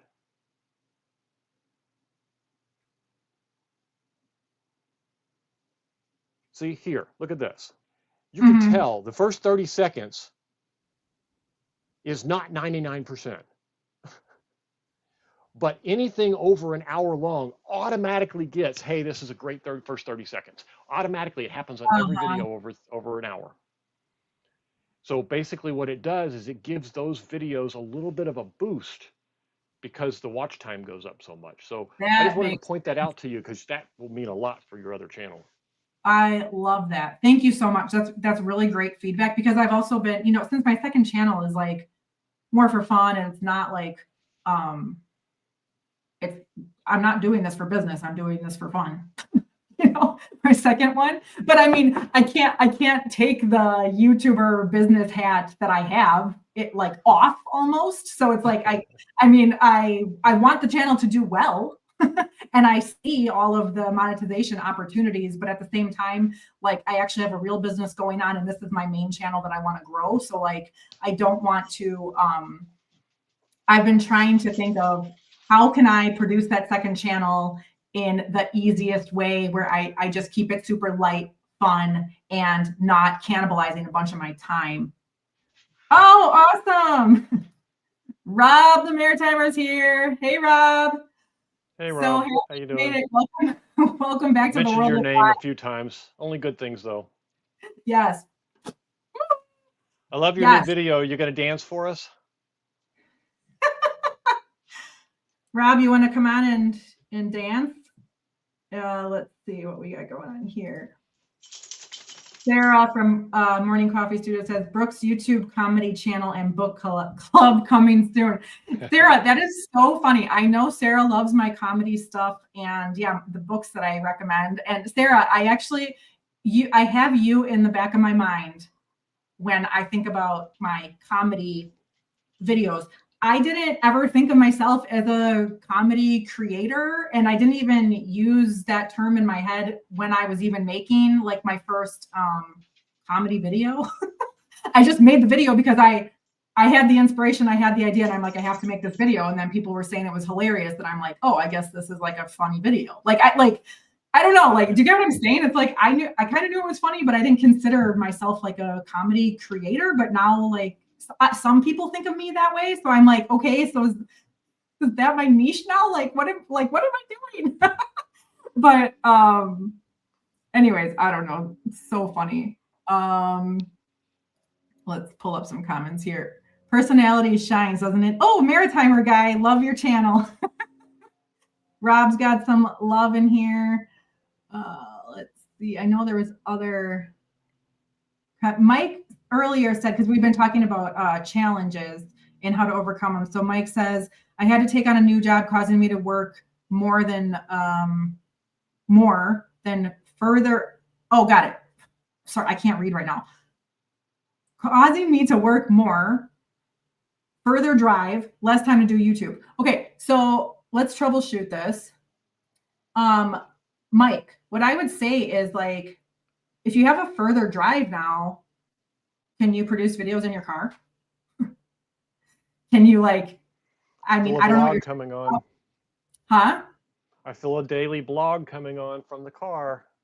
Yeah, I would just think of like, okay, well, instead of it's about changing around that mindset of like, I don't have enough time now. I have less time to do YouTube. Changing it around and saying, well, how can I make time to do YouTube? What am I already doing? What routines are already built into my day that I can just turn the camera on? So like, for example, I'm in a new routine now of my daughter being in kindergarten and now she's at a new school. We live in walking distance to the school. So now I have a new routine that started last week of walking my daughter to school. And I was thinking, oh, I could just bring my phone and after I'm done walking her to school, on my walk home, I could film a walk and talk. Okay, so I'm already walking. It's not causing me any extra time or costing me. Okay, and I might start doing that. And so, yeah, Mike, I would just encourage you, like, what are you already doing? If you had more time in the car, perfect. You just got the gift of time to film more videos. Rob says, great idea. Car chat. Yep. As long as you can do it safely. Yep. Mike says, my big picture is due to the hard time now to get some debt out of the way so I have more time to do YouTube. Yeah, just turn the camera on, Mike. Just turn the camera on. Don't need to complicate it. Just start talking. And you know what? It's the perfect time because we're in the era now of like, people like natural, real stuff. I just heard Sean Cannell say the other day from Think Media that like unedited vlogs are coming back. Like people are craving connection. People are like YouTube viewership on TV is blowing up. Like we were just talking about, like people want to sit down and like watch a show. And I'm like, great. Cause I love making vlogs. I'm like, I'm going to lean into like vlogs and just showing real life. And One of the you know, videos, one of the videos I did earlier this week to support what you just said was I was doing an installation of solar panels on a solar shed. And I had a lot of requests from people that said, show the whole process. So I actually took the camera with me when I got in the car and I drove to Home Depot, what I was thinking, what my thought process was. And then when I got to Home Depot, I had to separate out the voice because I didn't have talk for the whole thing. But I separated out the voice and then sped up the drive a little bit so that I could have a voice overlay on top of it. But I did the talking while I was in the car, and I didn't worry about the editing piece of it until later. And then I took them into Home Depot and walked them through picking the wood and buying the wood and then getting back in the car and what I was thinking on the way home. Unfortunately, I left a couple of things in the back of the truck that fell off and I had to turn around and go back and get those. But all of that turned out to be the most popular video because it was the real part. The solar panel installation took 10 minutes, but all of that took an hour. And that's the part they liked. So take it to heart. She's exactly right. Just take what you're already doing. So I had all that time that would have been wasted, me running to Home Depot and running back and all that. And I used all of it and it all went into film. The whole thing went into it.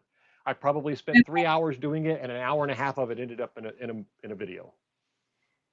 I love it. A popular video. Yep. That actually makes me, thank you. This is helping me. Rob says, well said, Matt. Yes. This is helping me think of how I can do my second channel in an easier way. You have to. I will sit and watch 2-3 hours a week if you do it. I'm serious. It will blow up. That is awesome stuff. Awesome. I couldn't scream any louder when he was showing the concrete slabs around the edge and how the water drains. I'm like, tell me more. Show me how he installed it. Show me how they put the platforms down and when they laid the concrete. I'm like, no. Nice. This video's not long enough. I have so much footage. Oh, Matt. Okay, I'm gonna try to make this video as long as I can. Then you know what? I have so much footage of the concrete guys in action. It is so good. I can't even tell you how much fun I was having filming it because it's like a show. Just turn the volume down on the video, put some background music, light background music playing, and let us watch the whole thing. Even if you speed it, a lot of the times I'll speed it up to 2x or 3x. Like when recently I did one where I took all the solar panels down, which was the first version.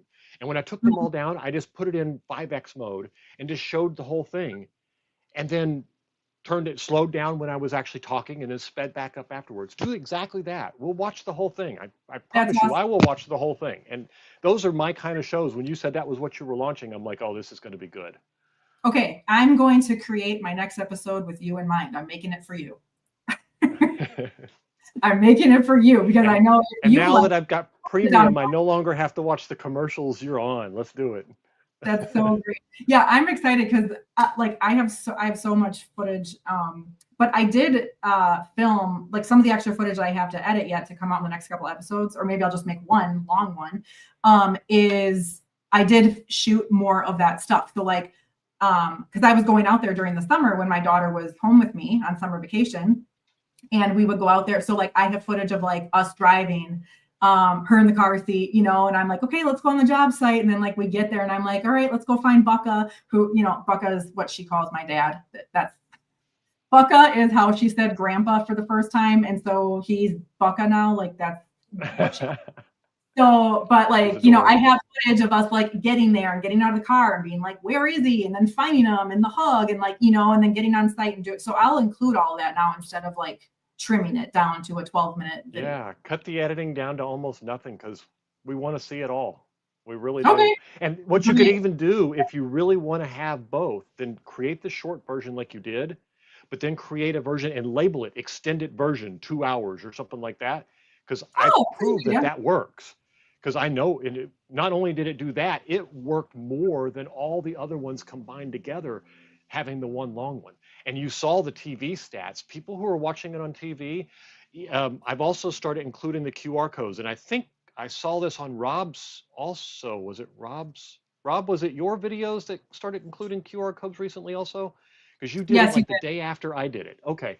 Because I had done it the day before, and I started including them because I saw those statistics of 30, 40, 50% all of a sudden switch to TV as soon as I started releasing the long videos. So I started including QR codes. And then I noticed that the amount of clicks to going through that just soared, but the number of people watching TV, now that they can get the views, now that they can get to the extra content, because all mine is about buying solar equipment and the affiliate stuff. So I just include a web page with all the affiliate links. And the cool part is it allows me to edit it and change it without going into YouTube all the time too. But Nice. that's just it makes a big difference. So throw you a QR code up there if you're going to do affiliate for all the tools that he's using and stuff, because I know that was a conversation we had way back when you first started the program, Yeah. when you Yep. first started the channel or thought about starting the channel before you actually started it. Yeah. That's definitely a way, a monetization idea I had that would be like kind of a no-brainer. So yeah, Isn't that that's what we were supposed to be talking about today? Gosh, we got sidetracked, didn't we? affiliate marketing. This is a creator hangout. It's a free-for-all. It's wins, challenges, chat. I Let's had a hang out. checklist and we covered every subject except 2 ways to make money. 2 ways to make money. Oh, you said you had an idea about that, by the way. Yeah, Rob says, yes, QR codes are a great idea if you have a lot of viewers watching on TV. Love What it. I was saying, Rob, is that the longer the videos, once you get over to an hour in videos, your initial attraction time, I don't remember what they called it in the stats, your what was that under audience? If you go into audience and you go down to devices, it tells you what's mobile, TV, tablet, and so on and so forth. That part soars when you go over an hour. It soars from like the normal 10 or 12% up to 40 and 50% sometimes. But your engagement, anything over an hour, YouTube automatically gives you under the engagement tab under audience retention, it automatically gives you a 99 or 100% retention for the first 30 seconds because your video is so long. And I don't know why it does it. Cool. I don't, but it automatically does it. So that's what I was saying is that you get a kind of a boost when you make long videos. Nice. Adventure with Me is asking, what's your channel name, Matt? Matt has 2 channels. Yeah, let me just. You want to share your screen or should I share mine? Yeah, you can do it. I can share it if you want. That's not a problem. Let me see if I can figure out how again. There it is. Okay. Share screen. Rob says, interesting. I didn't know that. Yeah, it's really cool. I'm curious. So Matt, when you do like a super long video like that on your solar channel, do you put as much thought into the hook, the first 30 seconds? No. You The just samples now, okay, let me rephrase that. So originally when I did it, I had heard I was just getting started. I had done a whole bunch of solar shed stuff, and it was my most popular content. And everyone said, when something works, do it again. Do more. Double down. Do more. So then I was also watching, I don't know if it was Rob, it probably wasn't Rob. It was probably someone else. I don't remember who it was, but they said that they had this master class that was like 8 hours. And I'm thinking 8 hours, that's ridiculous. Nobody's going to watch that. So I tagged it, and then I went back and looked at it a week later, and it had 20,000 views. And I'm thinking, okay, 20,000 views. Okay, well, I'm going to take all my solar shed stuff, just throw it into one video. And I just took one video after the other, went into the editor, dropped them in, hit export, and uploaded it. It was my most popular video ever when I did it, but it was 4 hours long. Wow. Yeah. Can you show us your analytics? Sure. Yeah. Pull. I think I already requested to share. Oh, here. There we go. All right. So let me see if I can. So when I did it, let's go into videos, and I'm going to go. It's a really old one, so keep in mind not any of this is that's playlist. Go back to studio, go to content, go to videos. Let's go way down here.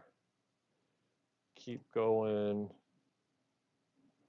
All right, so I'm excited to try that. Like I've done it a couple times before, but I want to do it more. I want to make a 4-hour one and just see, because I have like 200 videos on my channel. Like I have definite potential that I can put a bunch of stuff together into a 4-hour like marathon.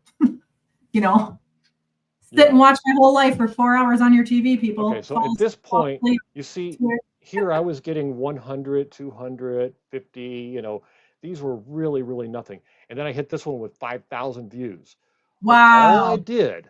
all I did was take every one of the solar shed videos, Okay. drop it into a thing. Mm-hmm. And what I didn't notice is when it happened, I missed this key element here of who was watching.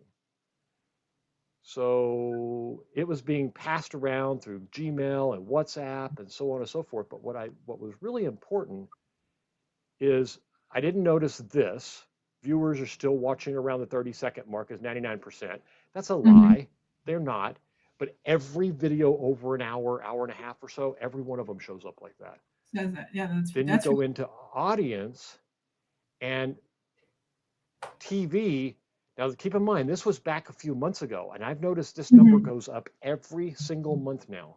It was at 19%, but back then it was common to get, you know, 5 or 6%.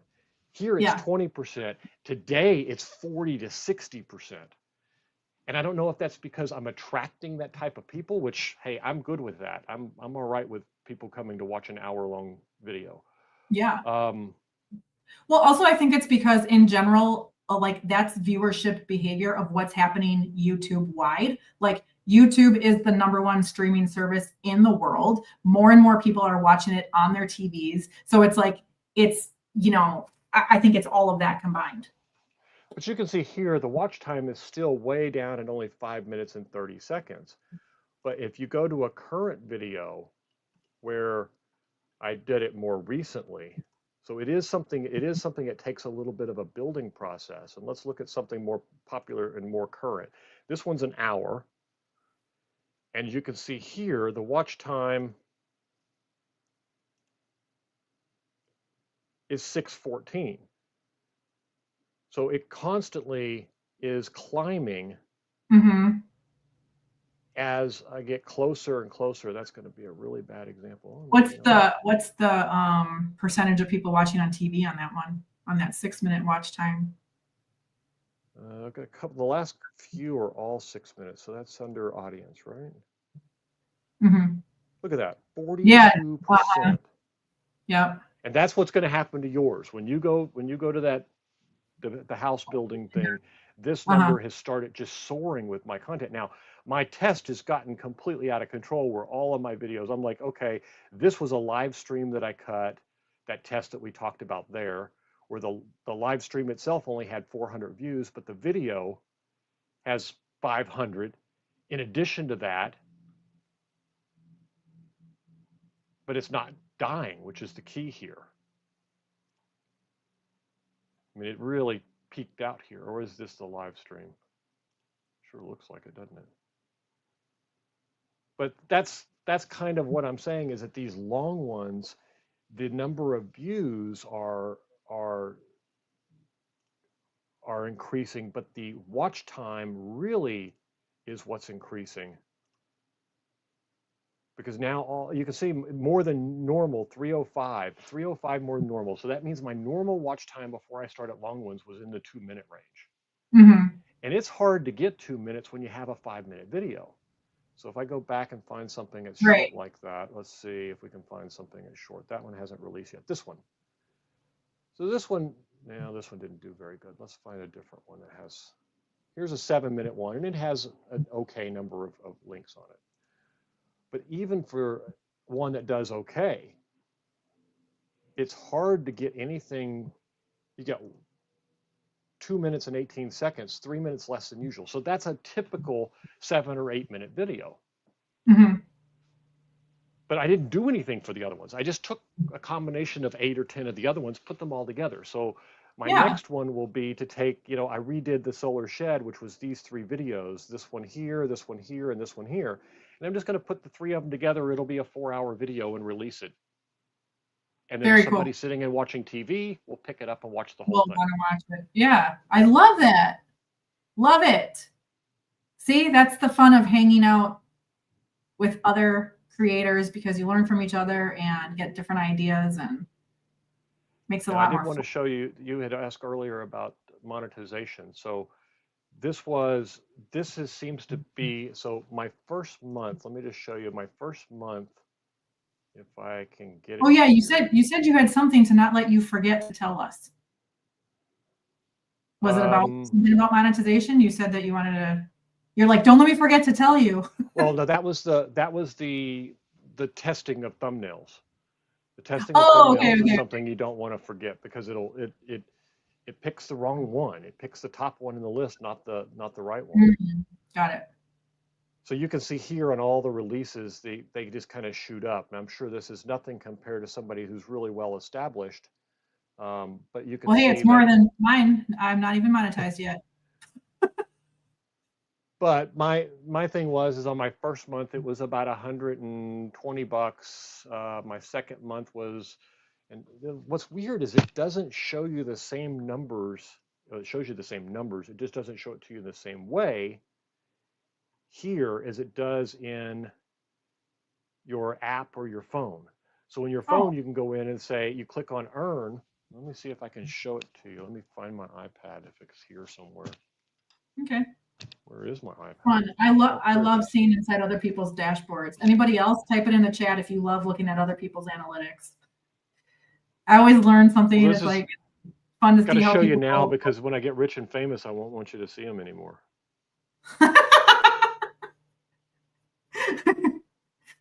When you get rich and famous, we're still gonna be friends, all right? Yeah, we'll still be friends. I just won't show you how much I'm making.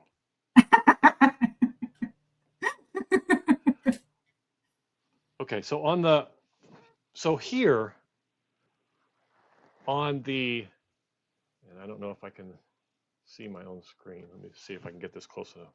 Oh no, that's not going to work. Oh, we'll have to take that one off. Yeah, maybe. I got to turn that off. So here, when you click on this, it shows you what your last payment was, which was last month. So my first month was. It's blurry. Maybe like back it up, or I don't know, or just tell us what the numbers are. So this says 132. That was last month. The month before was 118 or 120. Oh, it was 120. I remember it was 120. And then so far this month, it shows you what you've made for this month. And so here it's really easy to get a statistic. But when you saw it on the other page, it's like there's numbers and it tells you the average for the last 28 days, but it doesn't tell you. That's the one thing that I don't like about some of their apps. Their apps versus their website is they don't show the same numbers in the same way. And you can't get to some of the numbers. Yeah, like I've noticed one Rob was showing. He was showing how he had lost a whole bunch of subscribers in one of his recent videos, and he did to go in and when he did his dancing. I know. So Rob said, Rob, if you're still here, I just did that for you. I wrote a comment on his video, like, yeah, is that the weekend at Bernie's? I'm like, that's going to be my new dance every time I lose a subscriber. And then he's like, you have to record it. And I'm like, yeah, that's a good idea. So I lost a subscriber yesterday. I lost one. I record it, but I forgot to hit the record button. Sorry. I just recorded it right now. I actually oh, he's here. Your weekend at Bernie's is way better than mine. I'd say everybody's is good. I mean, everybody can do that and it looks hilarious. Matt, let's see yours. Maybe later. Oh my God. I'll do a list like Rob did and do it on some mountain, and then we'll see if it works later. I like Rob's idea of planning a 1-hour dance special. Yeah, Who's up for that? Rob, I'll join you. Rob, why don't we live stream together and just do a 1-hour dance party? You can do a rave. You're gonna do a rave? We can do a rave. We'll all record in black and carry around LED lights and. That's gonna be my next live stream, like 1 hour, 1 hour live stream dance party. Show up, everybody. Like a dance-a-thon. When I was growing up in school, did you guys have this? We had jump-a-thons, and it was like, did you ever have that? It was a jump rope thing, and it was like a fundraiser.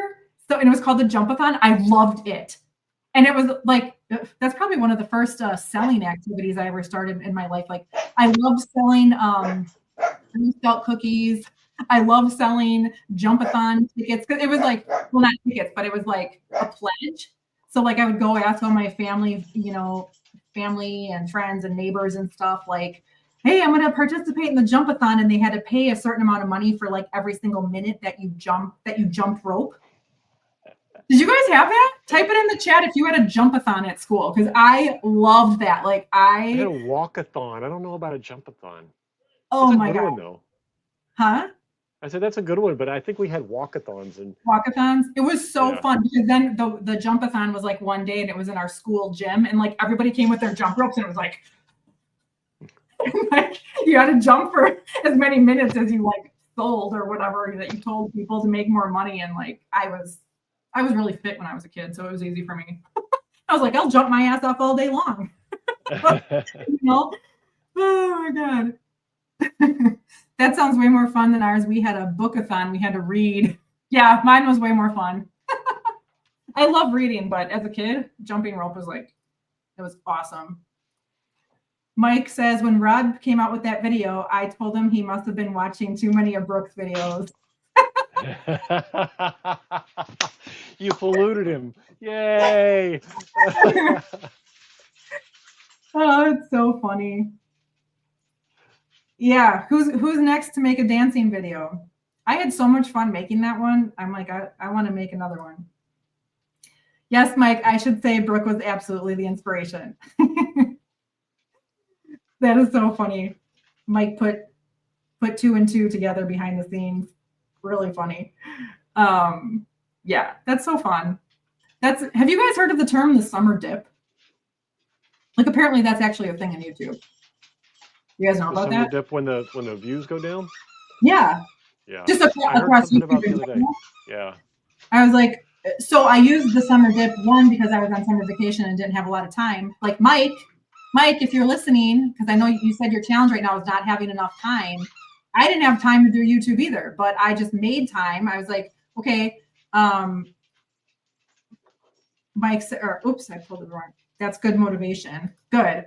And Rob says, yes, the summer dip. So, like the second YouTube studio, if YouTube studio was a person video that I made was like by the pool. Like I filmed that with my daughter. She's in the video, like playing in the pool. And I was just like, I'm just going to make it work. I want to make this video. I don't have childcare. She's part of it, and like, I wonder if solar is going to be backwards from the solar dip. I wonder if I'm going to have a summer spike. And then I hope not. Yeah, because you did start. That would be very disappointing to find out that all of this was just a fluke. It's not all just a fluke, Matt. You know what? That's a good point. You may actually have like seasonality. I'll have to ask some of the affiliate programs if they actually see summer. But you know what? I don't think they do, because they were just ramping up for.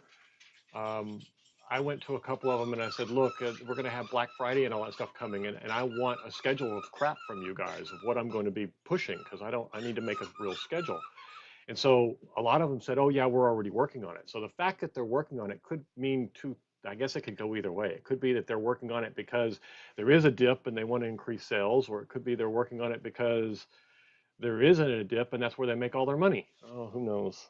I don't like that idea. Don't stress out about it. It's all a big fluke. It's all a big fluke. It's all luck anyway, right, Rob? That's what they tell us. It's all luck. It's all luck. But after the summer dip, there's fall rebound. Yep, getting ready for Christmas. Yes.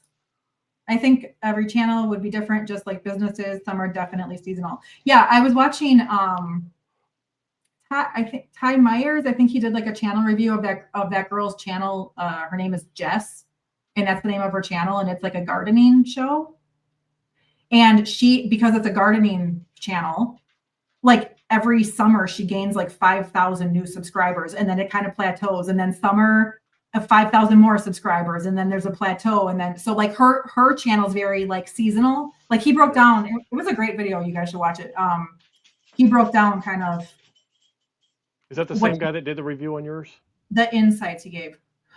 No, that's Ricky from Pocket Creator who did the one on me.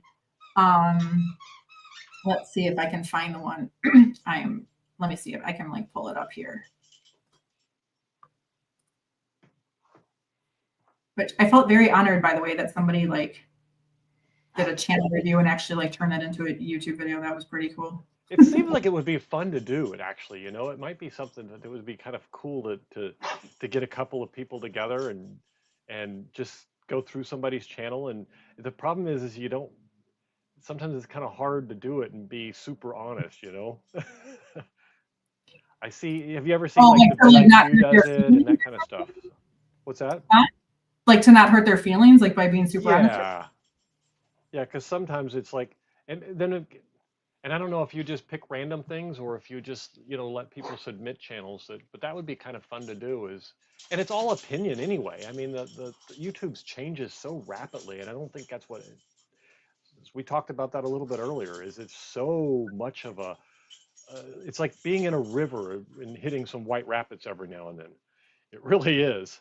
Yeah, that's why it's about like, just, you know, do what I think fun and enjoyment and actually like loving the process of doing YouTube is like the foundation of being successful, because you have to have a love for it. You have to have joy in it. You have to have fun, because otherwise you will quit. And YouTube is a long game. It's a marathon. It's not a sprint, period.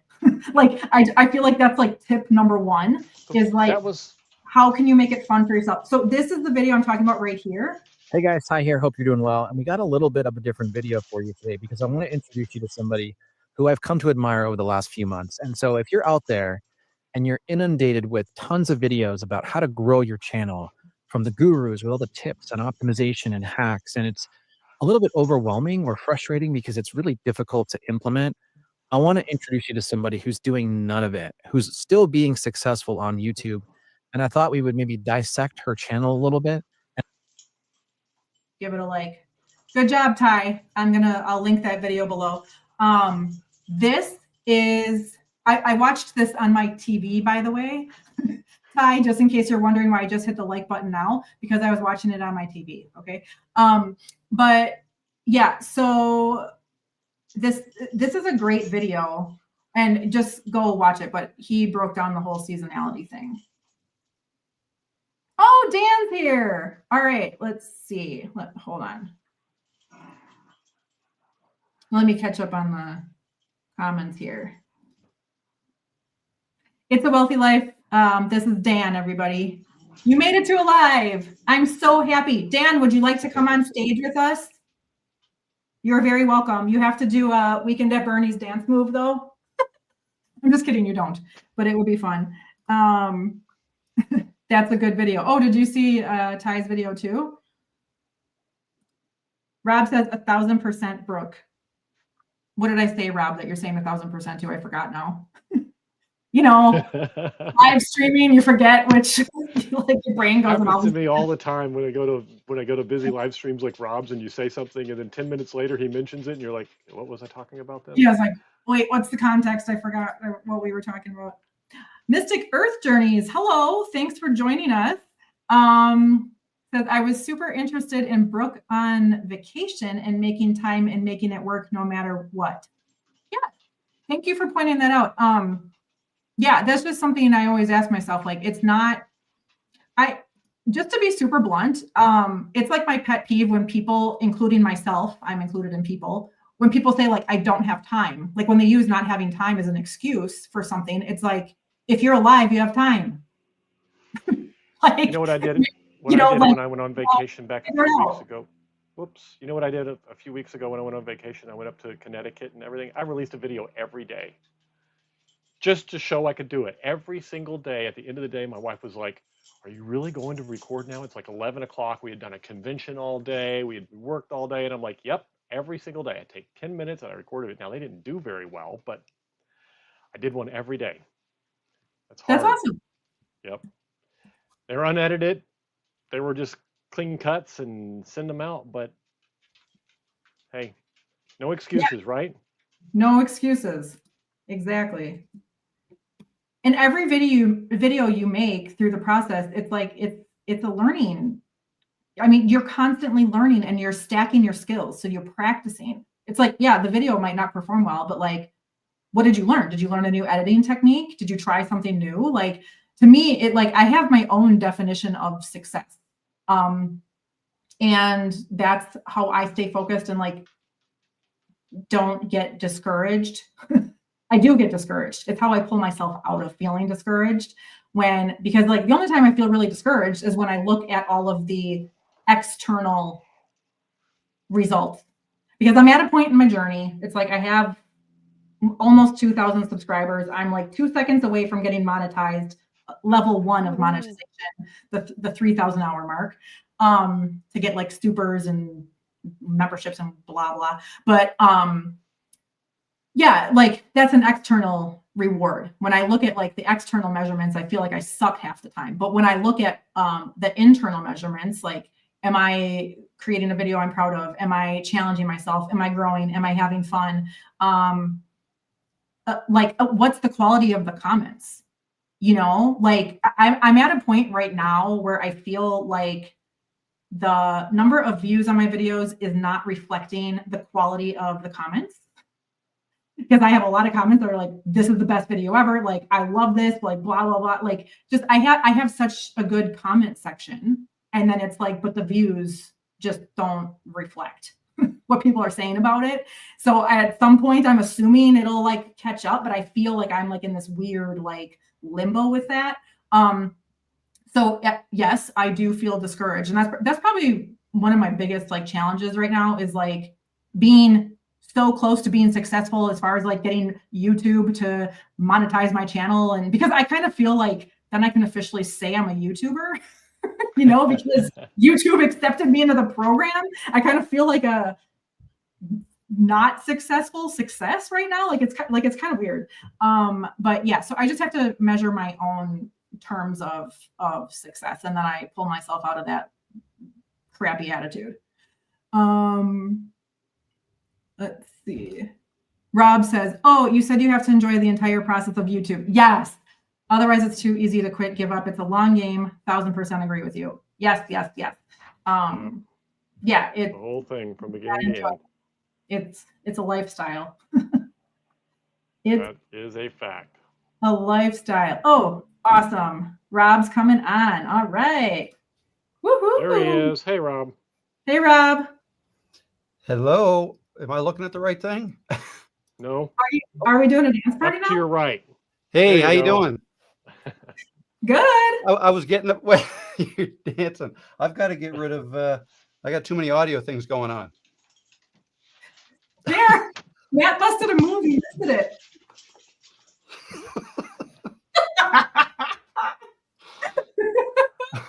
Oh my God, I love it. You guys Thanks are fun. You're What's fun. going on? Yeah. We're in the live what's it called? I feel like it's a different planet. When you go live, you're like in this like live universe. Yes. It is a different planet. Yeah. It's a different planet. So yeah, we're in that thing right now. And I've got to move this onto a different monitor. I'm not even looking remotely close to you guys. There we go. I keep looking down and it's a screen so I can see you guys. And I keep thinking to myself, I need to look at the camera. I need to look at the camera. Yeah, no, I decided to hop on, Brooke, when you said, and then you forgot, and then I forgot, but it was, yeah, you've got to enjoy it. Yeah, I 1,000% agree with that. If you don't enjoy it, and I mean, I get these comments from people, oh yeah, no, I've been at it for 3 years. I'm not growing. I feel like I want to quit. And I don't know. I get it. It's so frustrating. It can be frustrating if you're trying things and it's not working. But I think in a lot of cases, people aren't necessarily trying new things. They're just I don't know, looking for that magic formula. And when they don't find it, they just get discouraged and they see other people growing. And that's the thing too. You go on YouTube and you try to figure out how to grow, you're going to be searching for that kind of stuff. So naturally the videos YouTube is going to show you are success stories, right? Very few people will post. I put out earlier this week about that. Sorry, what's that? I put out a video about that exactly that this week is all the supposed gurus out there that tell us, oh, well, flip this switch or do this or do that. And you spend so much time watching that kind of stuff that they don't listen to the real advice of people like you and Brooke that just says, you know, you gotta work hard. You gotta love what you're doing. You gotta have fun. People sense it. I think they really do. You do have to have fun. And I hate the term guru because I think there are very few gurus out there. Most of us don't know half of what we're talking about. I mean, we're all kind of learning as we go. Right? Exactly. Yep. So I can share what I'm learning on my end, but I can't necessarily tell you exactly what's going to work for somebody else. You know, you can learn some things here and there, but that's the thing about YouTube. They don't produce an instruction manual with exactly how to do this. So we just have to kind of, you try things, see if it works. Some things work, some things don't, and just enjoy the whole thing. Oh, this week's video is a 10 out of 10. Wonderful. Let's get back at making the next video. Yep. It's like, thank you. Now I get to practice my emotional intelligence and picking myself up and, not right. like being down in Next the dumps. After a 10 out of 10, we all have to do a dance video going forward. Oh, yeah. I feel like I might have created a monster there. I don't know. I was feeling a little loopy that day. It was hilarious. You were having fun, though. You could tell you were having fun. I was having fun. I had no idea how well the video's doing pretty good. I'm still losing subscribers from that video too, though, by the way. You are? Yeah, that one and the one before, but it's all good. That was the whole point of the video. Yeah. And I'm going to make another one showing, actually how many I'm losing from that one. Because people, I think they see a title like that and they think, oh, great, here's a place I can go to exchange a sub for another sub. And, oh, wait a second. No, he's not going to sub back. Okay, I'm leaving. Yeah. Oh my gosh. So here is Rob's video that we're talking about. This one. Where he dances. This is a great video. You guys have to watch this. I'll link this one down below. Don't miss the bloopers at the end either. Oh God, this is so good. I love how you did the intro, Rob, like how you did the music. Yeah. Epidemic sound. Yes. That move was hilarious. Think about the guts it takes to do that, Rob. It's fantastic. It's so I'm not sure I could have done it. I wonder how there are houses at the bottom of that hill. I wonder if anybody saw me, but anyway, I haven't heard. Yeah. I thought when you got to the top of the hill, you looked like this and started breathing. I'm thinking, oh no, he's going to pass out on camera. I actually did run. I had to go up that hill. I walked, set up my tripod, my phone, pressed record on my mic. And then I walked about 400 meters away to get around the corner where I couldn't see the camera anymore. And as I'm walking away, I passed this dude who sat down at the bottom of the hill, and I'm thinking, I hope he doesn't go up that hill and take my phone. So, anyway, yeah. And then I ran the whole way. And it would have been like a 3-minute intro. And I asked ChatGPT, I said, it took me 3 or 4 minutes to run this. And they said, she, whatever you call your ChatGPT said, it. Yeah. You want to cut that down. So I just kind of chopped it up. So anyway, it was so good. I think that was a masterpiece. It was fun. It was fun. I guess all I can say is go out and try something fun and different and just see what happens. And, doesn't mean you have to do it every time. Right. Yeah. I may never, ever dance again. So just put that out there. I think you should, because it was pretty awesome. And I love how you had a list, like on your little cue card. You had a list of the dance moves that you wanted to do. That list right there. Oh God. Yep. So funny. Yeah. I was going to put that in the video in the end, but I forgot. You know what? I know, like you said, you were inspired to dance for my dancing video. Yeah. I feel inspired now to put my camera at the top of a hill and run up to it and go. Yeah. I think I might make a video like that as a nod to you. You should. No, you should. It's funny how that go. Like, that wasn't the plan. That wasn't the plan at all. I was just going to run up, and I thought, yeah, okay, I've got something important I want to say. I'm going to run to the camera and say it.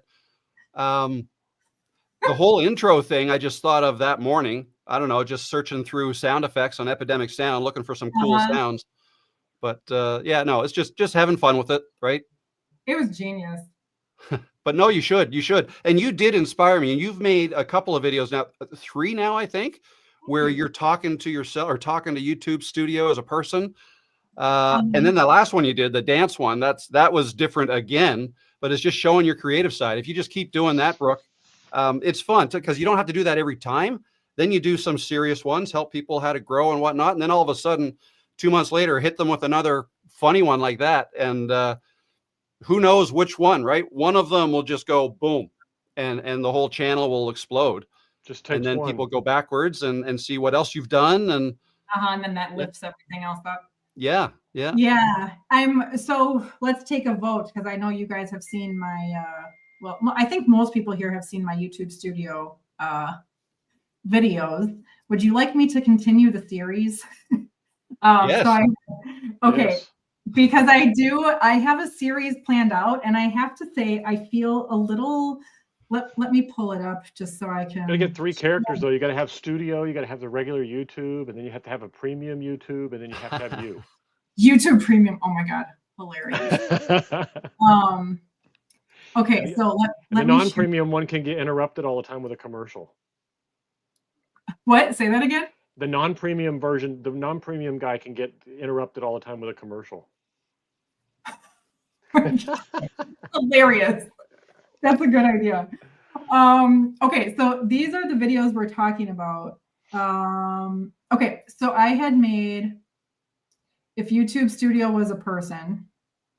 Okay, so this was the first one, and this was 533 views. This was the thing I was talking about before. Like, the quality of the comments on this video is so good. Some of the best comments I've ever gotten, and I'm like, so why are not more people not seeing this? I don't get it. Okay, then I made the second one, which is at the pool, and I was talking about I filmed this during summer vacation. There's my daughter. Okay, I wasn't planning to have her in the video, but she insisted on being on it. She's like, I want to be in the video. And I'm like, okay, we'll just go in the pool and do whatever you want then. And then she actually added some physical comedy to it, which was great.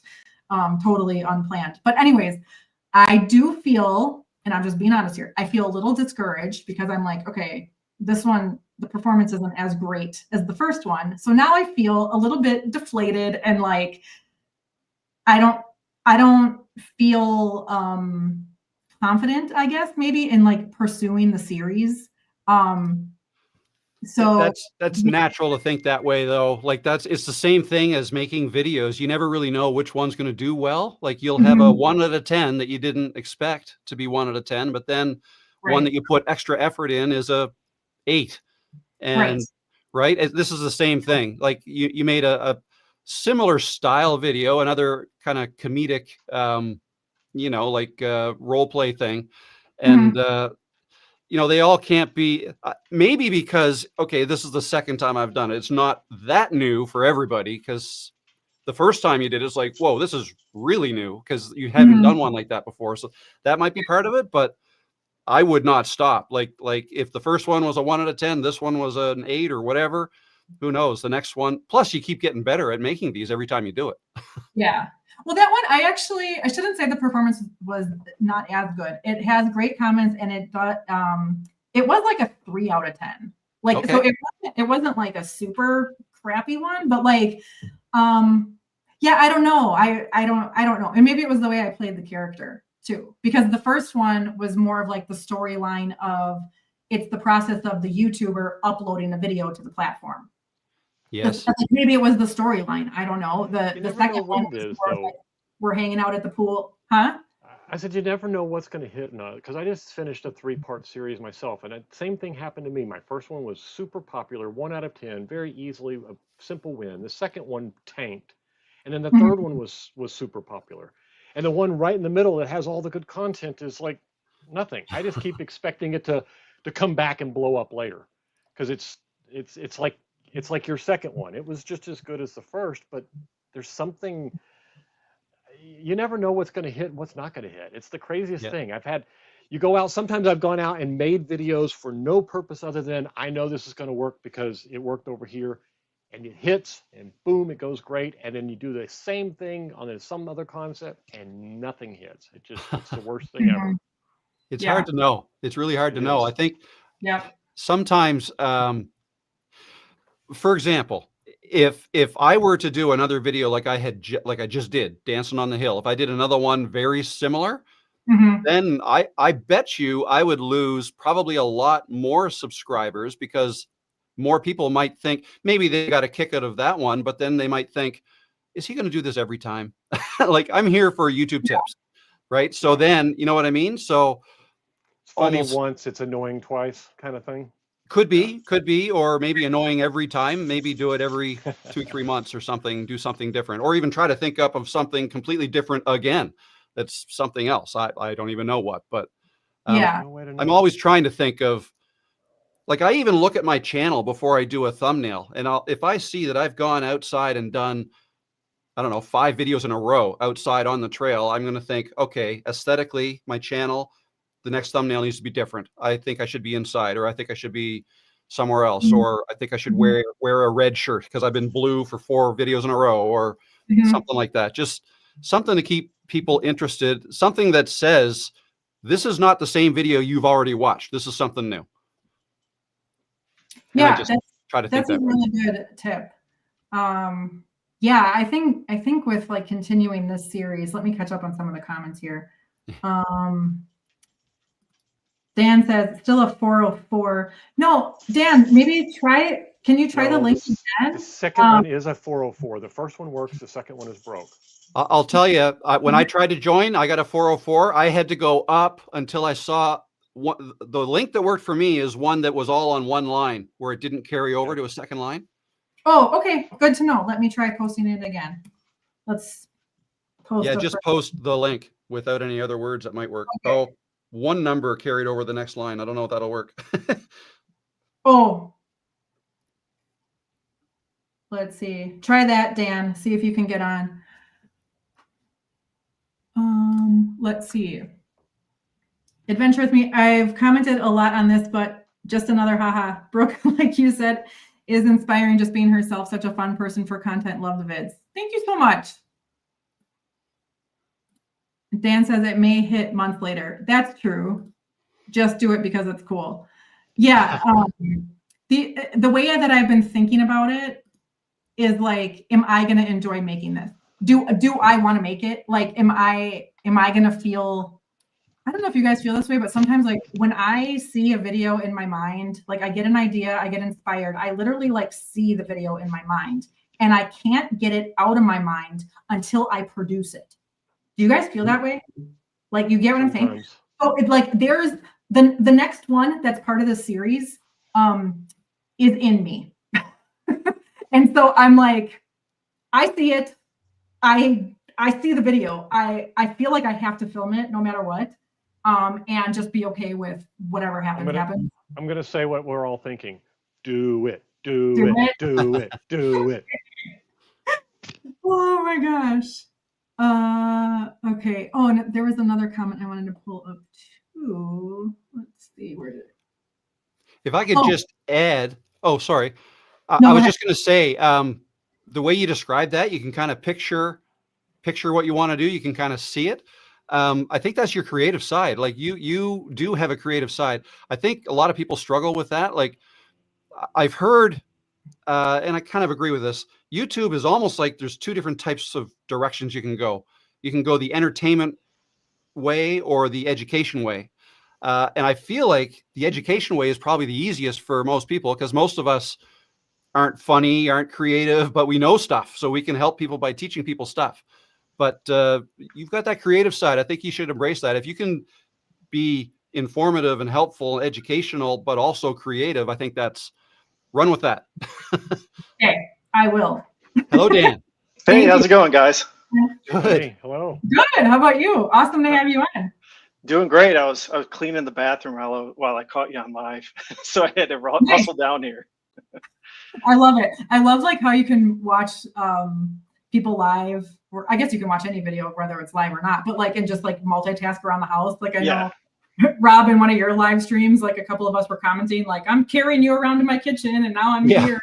You know, like it's fun. Or while people are cooking or while they're on their treadmill, they're watching you. Like I think that's really fun. So. Yeah, I'm starting to realize how, you know, I think Rob, you've probably said it before, maybe Ty, like YouTube is the search engine, right? And the two videos that have gone viral for me, the first one was I put Jeremy Lefebvre, this finance YouTuber, in the title of my video, and it was a misery story. So most of my views, it's still going today. It's usually on search. Like search is still bigger than the browse, which is interesting. Yeah. And then I did a video like a week or two ago. It was on I graduated with the Netflix Catfish Unknown Number, like this Netflix documentary that came out. I graduated with the girl that was like this crazy lady. And really? Yeah, so I just put the title of the Netflix video in along with my take, like I graduated with her, and it's still going viral. Like a week and a half later, it's got like 7,300 views. So just got kind of a tip there, like, and it's all search. It's not the browse. It's mostly YouTube search where the percentage of views are coming in, and they're still coming in like 2 weeks after this thing released. So there must be a lot of people that are like talking about it online. I got a lot of comments too. It was interesting. That could be an interesting strategy for you, is like if you took your little YouTube studio character that you took and find out something that's hot, that's trendy. And so this YouTube studio would say, hey, you should do something on the Netflix Unknown Number because it's hot. If you put that in the title and people search it, they're going to find this, you know, corny, funny. I mean, that video was fantastic. I laughed my butt off. So that's just my tip. What I've seen in the last 2 viral videos is YouTube is a search engine. The gurus are right. I think that's a great idea. I think that's a great idea. Yeah. You have a character that you use every once in a while, and if it could be current events, anything that pops up, or it could just be YouTube related, but whatever's trending at the time, have YouTube Studio as a person's take on it. Yeah, That's exactly. That's a really good idea. So that reminds me of this book. Have you guys read? Yeah. YouTube Secrets by Sean Cannell and Benji Travis. So Sean Cannell's the guy from Think Media. If you ever watch Think Media. Yeah. I love, shout out Sean, if you happen to come across this, not that you would, but big love for you, man, because I really love your show. So anyways, he talks about that, like riding the wave of viral trends. So like, Dan, like what you're doing, you're like, I knew exactly what you're talking about because on my Netflix, I saw that thing pop up, the whole catfish thing. And and just yesterday, my sister told me she watched it. So it's like, when you said that immediately, I was like, yeah. So it's like, yeah, you're riding that wave. Okay. So another thing that, speaking of that, is tent poles. Have you guys heard of this from this book? So it's writing like tent poles dates, which is basically seasonal stuff and like around holidays. Oh, right. So like posting things like something that would be seasonal, like for fall or for Christmas, posting it either a couple weeks to a couple months in advance is called like a tent pole date, or that's the tent pole strategy. I can't remember. Yeah, exactly. you could build the content right now for Halloween, which is 2 months later, and just stake it there. Right. So where I'm almost afraid to say this out loud, but I'll tell you guys. So the next video that I already like see in my mind, actually the next like 2 videos I see in my mind for this character is like YouTube studio like goes to the pumpkin patch, you know, There you like go. Yeah. a fall one at the pumpkin patch. And there's actually a place that I love that has just the scenery itself would be fun to watch for people, because like they have just like this like really cool place. So I have like all these like what the character will say and what my character will say. Like I have like the whole thing planned out in my head. Like go to a cornfield or a pumpkin patch, corn maze type thing. Yeah. So Yeah. I was thinking about filming that, and then strategically, like I was actually going to film it like next week, because to get before the tent pole of like when people are really binge watching like fall content, you know, because like, you know, pumpkin spice and all this, like that's like a trendy thing that like blows up every single year. And actually on my, like my most popular Facebook reel is a fall one. And I from last year, I did it without knowing that I was like doing a tent pole thing. I literally posted it like on the perfect time frame, and it was a fall thing, and it's like the best performing Facebook reel that I have. So I'm like, okay, I did that without knowing I was doing that last year. So could I be strategic this year and actually do it on purpose, you know? So that's just kind of what I was thinking about that. That's a cool idea. Yeah. So we'll see, but I don't know. But now that I said my idea out loud, now I don't know if I ruined the video. I'll still watch it. Okay. Yep. We'll still watch it early, and then you'll get all the search, because that's what you're looking for, is to hit this search engine. Let me try that in English. That's what you're looking for, is for the search to actually pull it up when the tent pole hits, you know. Yeah. It becomes popular. I was watching somebody that was talking about, you know, they had video that was like 9 months old and it didn't do very good when they released it, and then all of a sudden that person became very popular, and their video like surged to millions of views because they had come out, something had happened on TV where they were involved in something, and it was like boom, all of a sudden they exploded. So it just goes to show any video at any time can happen. I'm still waiting for it to happen. I'd love to see it. I mean, you can also make a play on your studio character with like breaking news. Like my first video that I got over 1,000 views was when that DeepSeek China AI thing came out. Oh yeah. It was hot on CNBC, which is the finance media, and I saw their YouTube spike like crazy, and I was like, okay, I can do it. I can do a take on this. But like anything breaking that's maybe even comedy in a sense, like kind of comedic in a sense, if you jump on it, you know, it's got to be like that day or maybe the day after, you can get some of that traction. When I did get that video, I tried another video right after it, like the day after, and it got like about half of the search that was out there. But I mean, the media cycle, you're only going to get probably 2 days, 3 at the most. That's the media cycle these days for hot news, right? Yeah, that's true. So, I mean, you know, it depends on how far you want to go. You know, you may not want to push political stuff on your channel, but you can find hot news that isn't as like raw, or you could even do it on like an AI thing. Oh, there's a new AI model out, and just make a comedy out of it. Guess what? There will be one. So go ahead and plan it.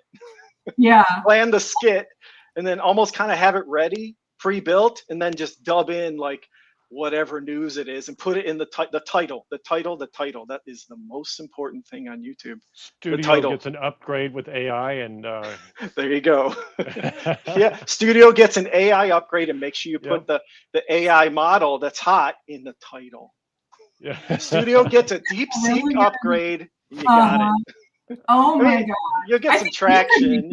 Dan, I think you have a little comedian inside of you. Have you done comedy? No. You have the potential for it. My videos are like, I mean, sometimes they're like kind of chill and vlog like, but then I do a lot of serious takes, you know, not so much political, but geopolitical and finance type of stuff. So.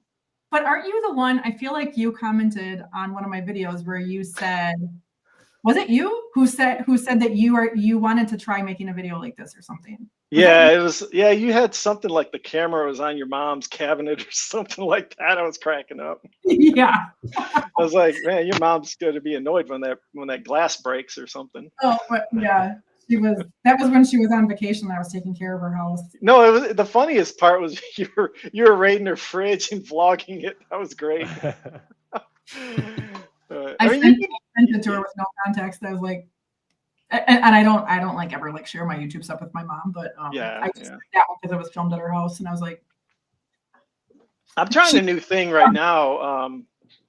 I'm trying a show called the Friday Ticker, which is like just basic stock market tips, and I got an iPad Pro for this show specifically, and what I wanted to do was draw on live video. And I found that to be very tricky after I bought the iPad. It didn't exactly work. I found these other YouTubers that said, oh, here's how you draw on your videos. But drawing on live video is definitely tricky. And I'm going to do a video on it. I'll send you guys it, and you guys might want to use it even on yours. But it's interesting. It just gives you another tool to make your videos creative. Mm-hmm. So, because I like to educate people using a whiteboard or a chalkboard back in the day, right? I'll draw circles. If I was to draw something in software, that's what I would do. And even with stocks and stuff, I like to draw like candlesticks or whatever. And that's what I didn't want to draw it on a whiteboard. I just don't have room or whatever. So yeah, I'm using that as my tool for that. Now those videos are flopping too, but I'm just doing them for me, for fun. But people like them that are in my channel. The diehard subscribers that are into stock market tips, they're watching it and they're asking me for new videos, and I got a few suggestions on, oh, can you do a topic on this? So I recorded it last night. I recorded 2 videos today, nonstop. Why is it hard to draw live? Is that harder? Well, to get the video, I mean, like a live video from your camera, I had to learn that you have to get, you really want your camera feeding into your computer, your audio feeding into your computer. This is a XLR mic. And then you got to get the iPad feeding into the computer too. So you can't see what you're drawing over. It's a green screen overlay. And as you draw, you can watch it on your OBS studio. So I've got everything piping into the OBS studio. I had to buy these, here, I'll show you. I had to buy these little, they're called Elgato Cam Link, HDMI to USB. So you plug this into your MacBook Pro, USB-C, and you can get all these feeds, and OBS Studio will recognize them, and then you can just make different scenes in OBS Studio. And what's cool about that too is for a lot of videos, I've been recording on my Sony a7R II and recording to the SD card. The problem is now you got to take the SD card out, you got to move it into whatever your editing studio is, you got to sync it up with your audio, and that's a pain. So now I've got everything going in OBS Studio. I can just hit record on the computer and everything is magic. Love it. Nice. I don't know how you guys operate, but. Well, Rob has a whole entire course on live streaming that he just came out with. And yeah. Yeah, I didn't talk about how to draw on screen. I don't think I've ever done that live. I've actually made a video on how to do that after the fact in a video. Just drawing on a green screen and then taking the green out and stuff like that. But I haven't thought about how to use it on a live stream. Yeah. And plus, I haven't tested my setup on a live stream. I had to delay my audio by like 9 milliseconds because it was out of sync with the camera. Because these capture cards, they make millisecond delays. So there's some strategies there that we could do. I could do a YouTube video on it just to help people. There you go. Do it. Getting it all linked up in OBS like that was very helpful. I actually recorded a few videos that same way, where you could take PowerPoint presentations and put green screens on the back, and you could take that. I used that for the ones that were already drawn up, and then you could put other pictures up there, and then I did overlay of me with a green screen in the back, and then I could surf on my computer and have me superimpose on it. And it makes for very little editing because it's all right there live, right in front of you. You just switch screens and move it around, and when you're done, the video's done. And all the switching and the camera and the alignment and everything. I didn't have any audio problems, fortunately. Yeah, that would have been rough. Yeah, it's probably just these capture cards are delaying things by a few milliseconds. But yeah, it's kind of cool too. You can then place a border And there's like all these techniques you can do to get like borders around your face. So you can crop yourself out, move yourself up. Now I know a lot of the software out there kind of builds that in, but if you're going raw dog OBS Studio, you gotta figure it out. You gotta OBS YouTube has it. got it going on right now. It's pretty strong. Exactly. not- And you know yeah. it's interesting. So I got like a new position in my company, and we're in this AV space, and there's a product this company has that I'm like proposing a new like feature to it to augment OBS Studio in a sense. So I'm kind of excited about that. Like being in this space, the That's cool. YouTube studio, the YouTube creator space, you're kind of learning a new market for the audio visual space, because it's hard. It's not easy to get all this stuff working together. Yeah. So Yep. I'm still operating on like my phone. Mm. Like and my computer, obviously. Like I'm live streaming from my desktop computer. But yeah, I was thinking I really want to start like upgrading some of my equipment. But yeah, I told myself that when I officially get monetized, that'll be like a present to myself. Yeah, I would say this product here, the Osmo 3, it's best for outdoor, walking around, being mobile, right? But if you're going to do mostly stuff in your studio, then try to probably get a different upgrade. But I mean, even still, this camera, pretty rock solid, even indoors, like just regular studio stuff. Well, for my second channel, which is the home building channel, I was actually feeling like I should order a dead cat. That's what you call it, right? Yes. Yeah. So let me ask you a question. Can you, because I'm like, I think I can still film on my phone. Because I'm outside on a construction site, and I noticed like in the video I posted yesterday, like there's some wind noise, the audio is not that great. And it's like, I'm behind the camera. What are you using? Nothing. I'm using my phone. Like, get one of these. They're $99. And Okay. you do have to, I think you have to use their app. Maybe not. I think your phone will recognize it, right? Yeah. Yeah, as a Bluetooth microphone. That's all you got to do. So I can just I got the new one, phone? the DJI new one, the DJI 2. And the Bluetooth is fantastic. It works perfectly with your iPhone. It works perfectly connecting to the computer. Except for this software, whatever this was, I couldn't get the Bluetooth to work, but I waited till the last minute to turn it on too. And then it also works with my camera. You can plug this in and just run the little wire over to it. It was kind of expensive, but this was the upgraded version for what Rob has. His audio is just so fantastic. Rob, you're always using these on your walks outside, right? In the winter? Yeah. What are they actually called? I just call it a dead cat. That's the I mean that's just this is a DJI microphone. It comes with it. It plugs in. There's you just clip it on. There's an 1/8 inch. You'd only need that if you go outside. So you just take the little dead cat out of the bag, and it just has a little post on it. Let me see if I can put this up here. So yeah, it it's just has a 1/8 little inch post mini on it, and then you take the microphone, and there's a little hole in the top, and you just place the dead cat in the hole. Okay. And then that keeps all the wind down. So when you go outside to record, nothing. No, I haven't even recorded these without the dead cat on. Does it sound better with it off difference. if you're indoors? No difference. I haven't noticed a difference. Well, yeah. The only thing is, it's the wind, right? Like wind or like plosives, stuff like that. If you're going to have it too close to your mouth, then you might want to put it on. But if it's just here or whatever, that's fine. You don't need it indoors. My only problem is that when I put the dead cat on and I put it into its case, then the case won't close. Oh, right. So you have to take it off. So if I'm not outside, then I just don't bother putting it back on. But I haven't noticed a difference. You know, I think it's the same. I always wear these collared shirts and I always clip it on like that, right?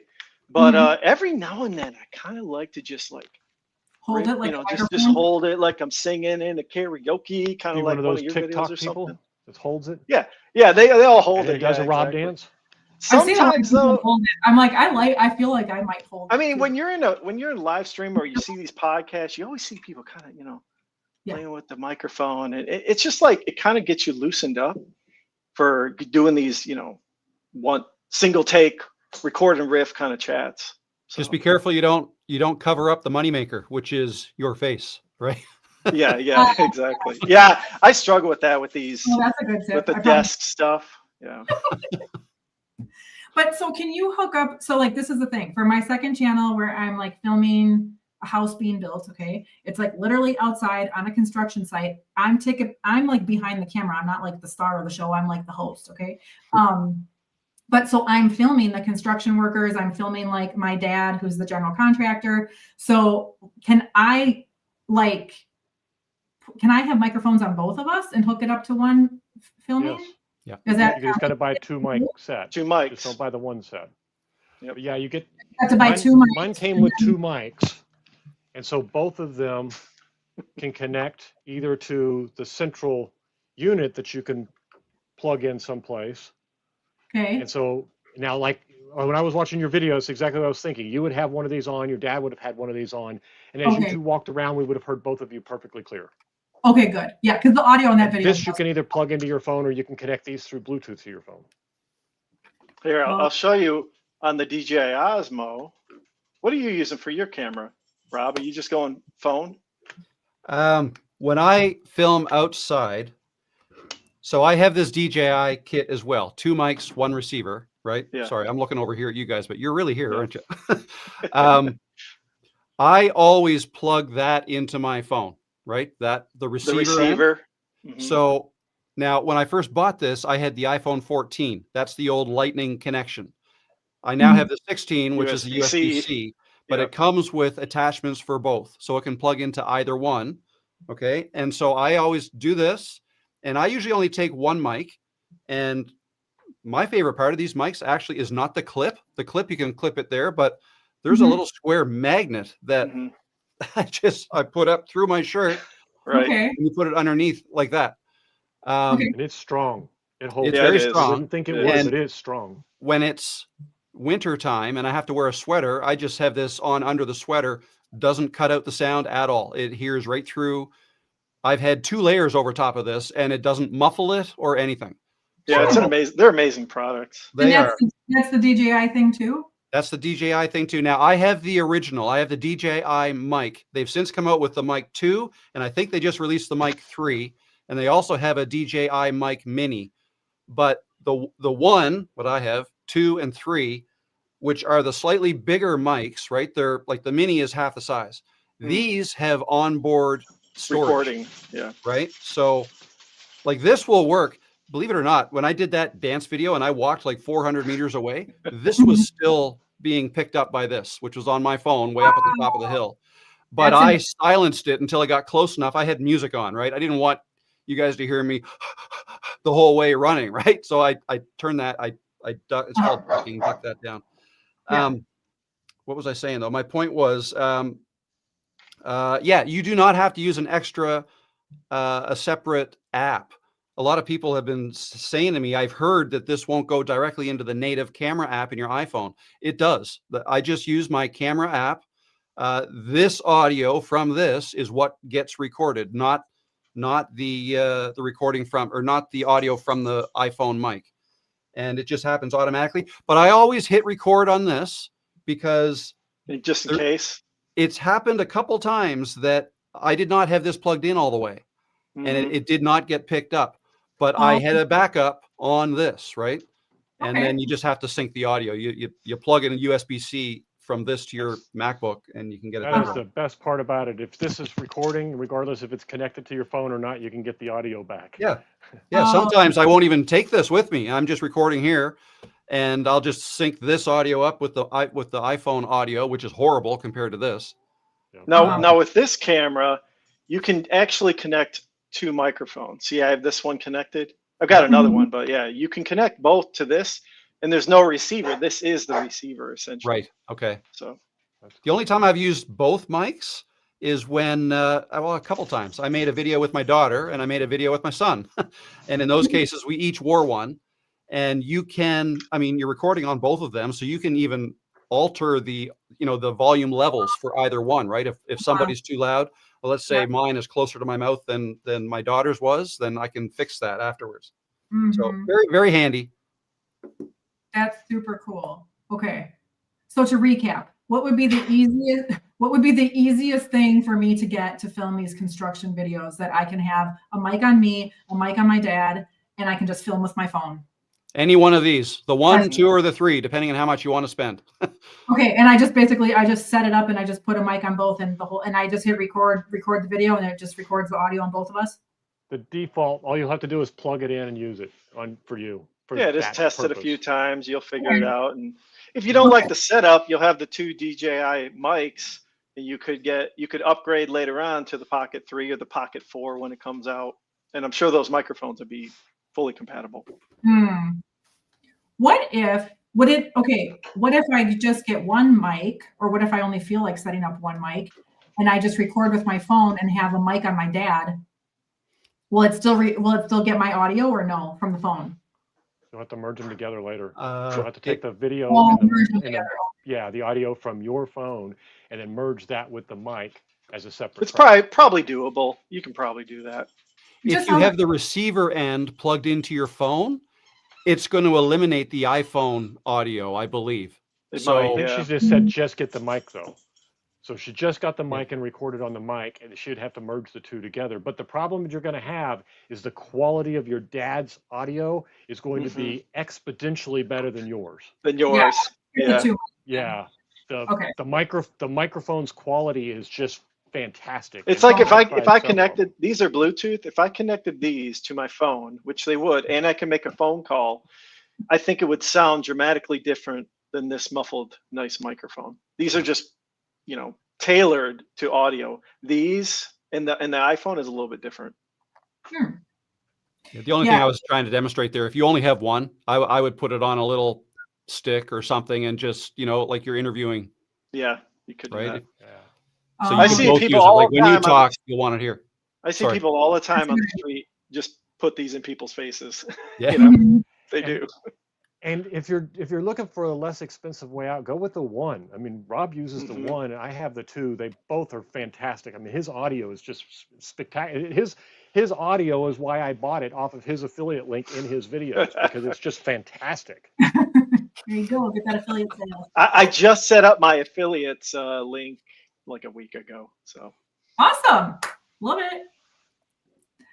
Yeah, for some reason I've been kind of like intimidated by the whole like audio gear, buying microphones thing. Like I just like the simplicity of like I just hit record and just make a video. Like like even with buying a camera, which I want to get like an actual like Sony whatever. I don't know, like I want to have like a professional camera at some point to just have like better quality in general.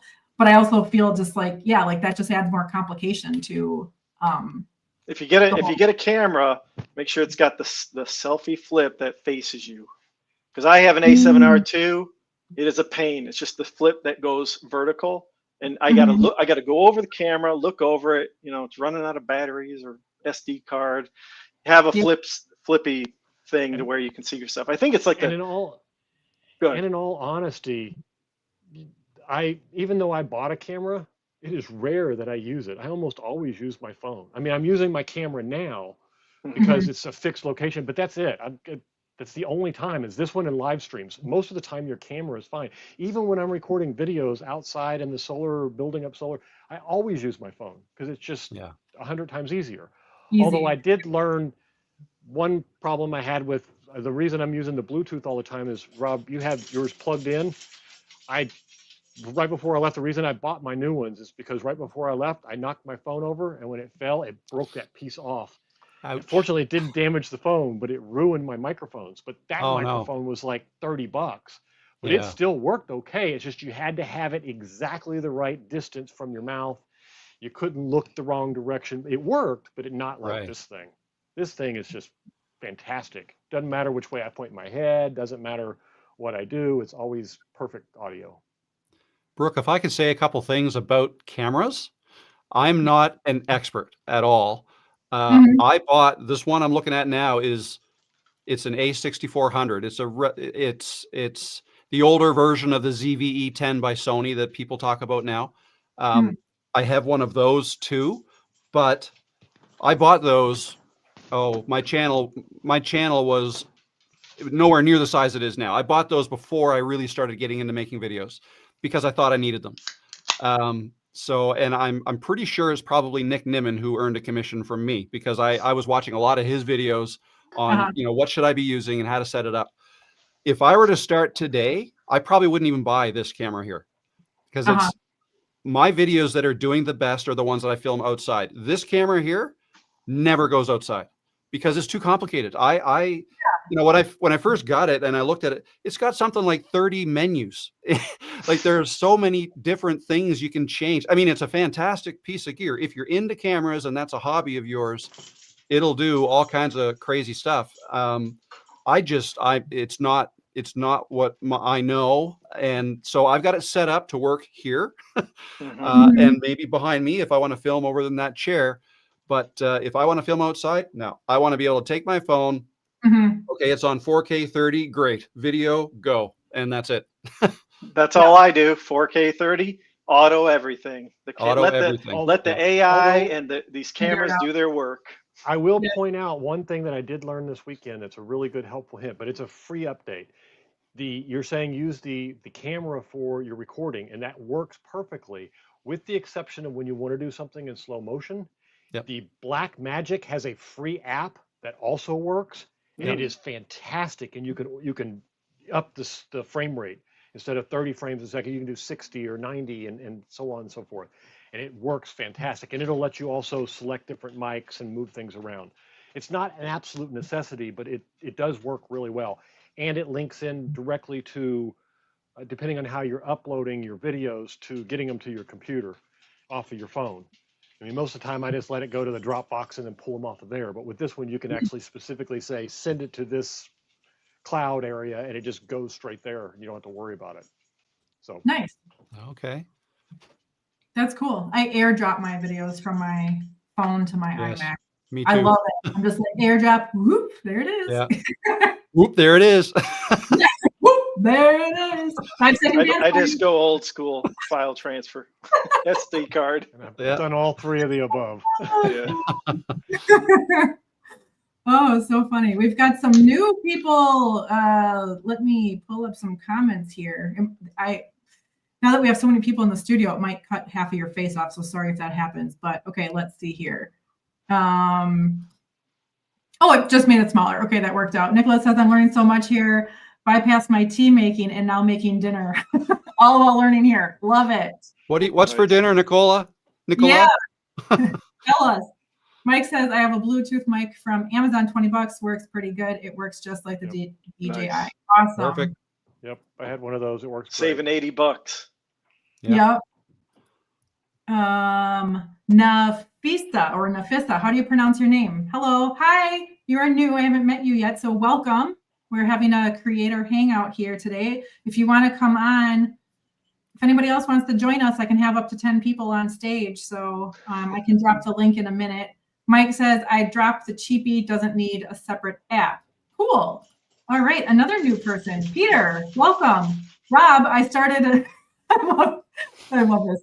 Rob, I started a YouTube channel 2 months ago, and I'm at 90 subs and 15 watch hours and still growing. That's great. That's awesome. Yes. Almost to the 100 in 2 months is pretty good. Oh gosh, so funny. Chicken noodle. Guys, so for my cooking, if I want to just get a DJI One, good enough, right? Unless you're interviewing somebody else, or unless you want to put a mic really close to your mixing bowl as you're mixing stuff up. That's so fun. Yeah, Nicola, I love that you've done your live cooking shows. I remember when we first met, I think in Rob's live stream audience, that you hadn't gone live yet. And then you finally did. And now you've gone live a bunch of times. So celebrating you. Nice. Awesome. That's awesome. So any other wins that anybody wants to celebrate, or a challenge that you have that we can talk about and like troubleshoot together?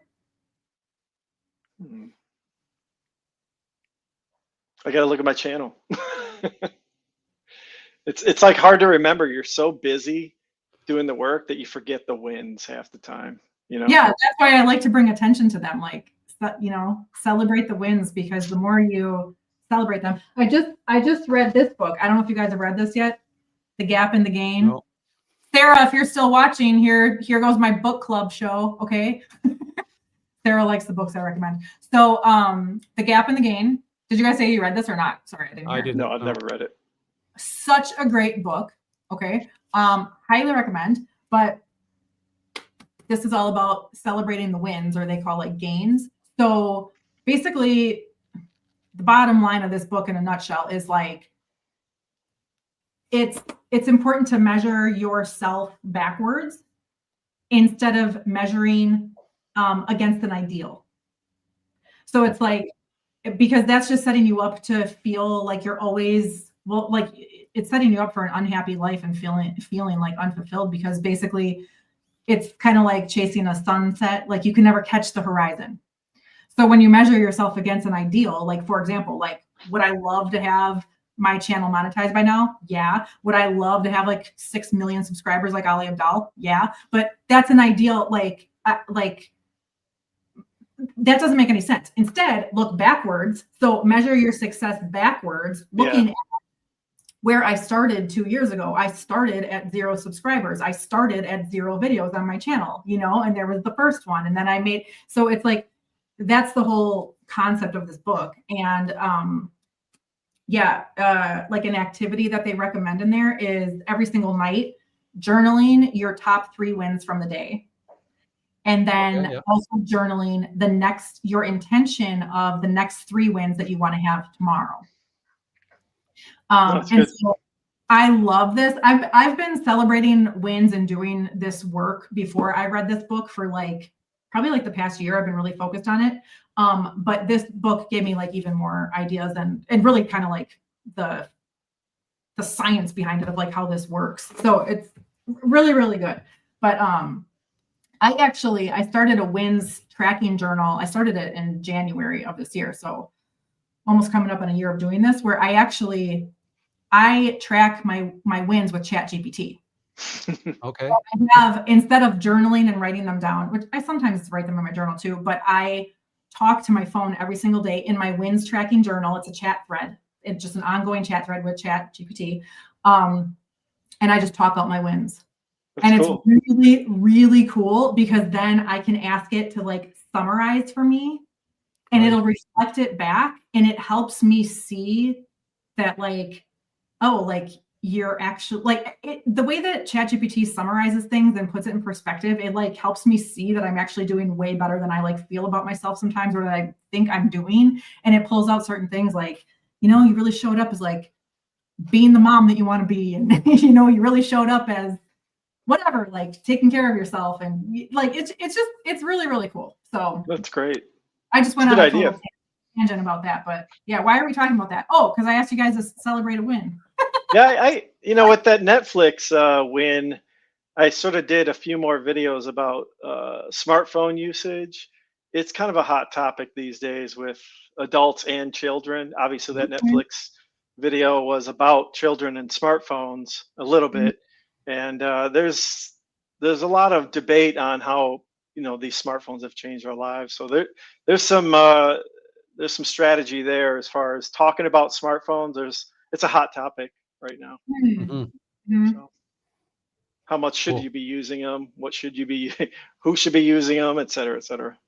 Yeah, that's like a whole that's a whole can of worms, right? So many different perspectives you can have. Yeah, and the nice thing too about smartphones is it's not really super political either. Like you can have a take on it, and there's not like a lot of politics on it. Yeah, that's just one thing that I found is usually when I talk about smartphones, they get some traction at times for some reason. That's cool.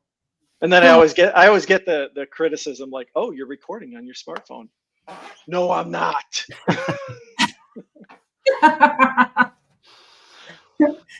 Do you like? Would you say that that's easier to take out and about? Because you know, you can hold it like this, right? It's got this like little tripod thing, but it's like a selfie stick. Versus if I hold that phone, I gotta hold it way out here, and like I don't know if I'm in frame because the front camera is not as high resolution as the back camera is.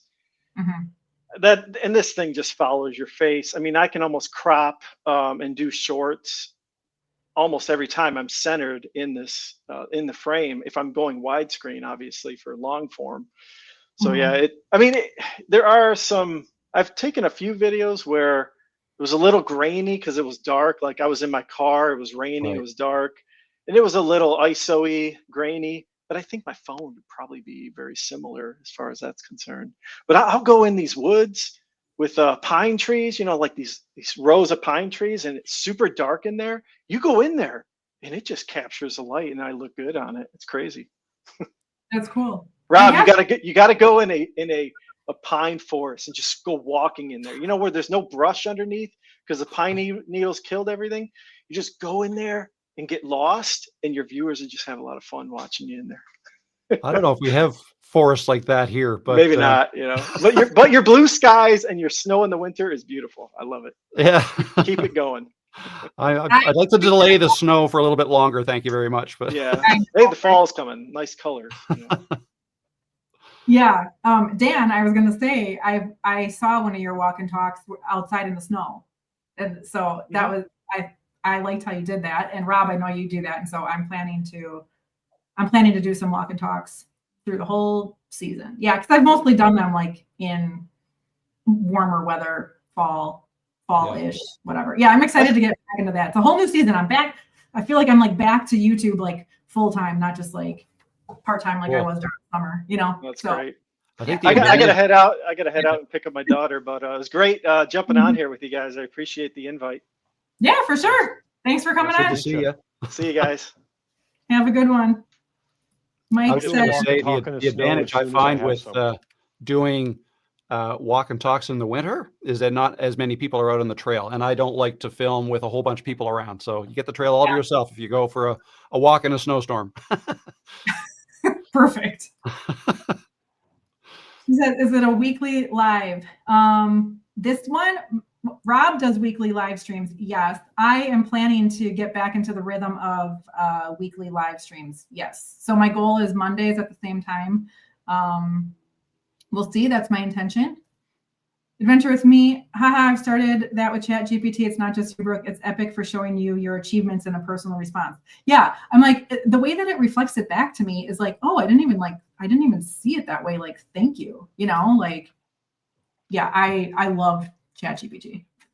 There's so much you can do with that. There's like what you just described, the way you use it is great. Like that, I didn't even think about doing that.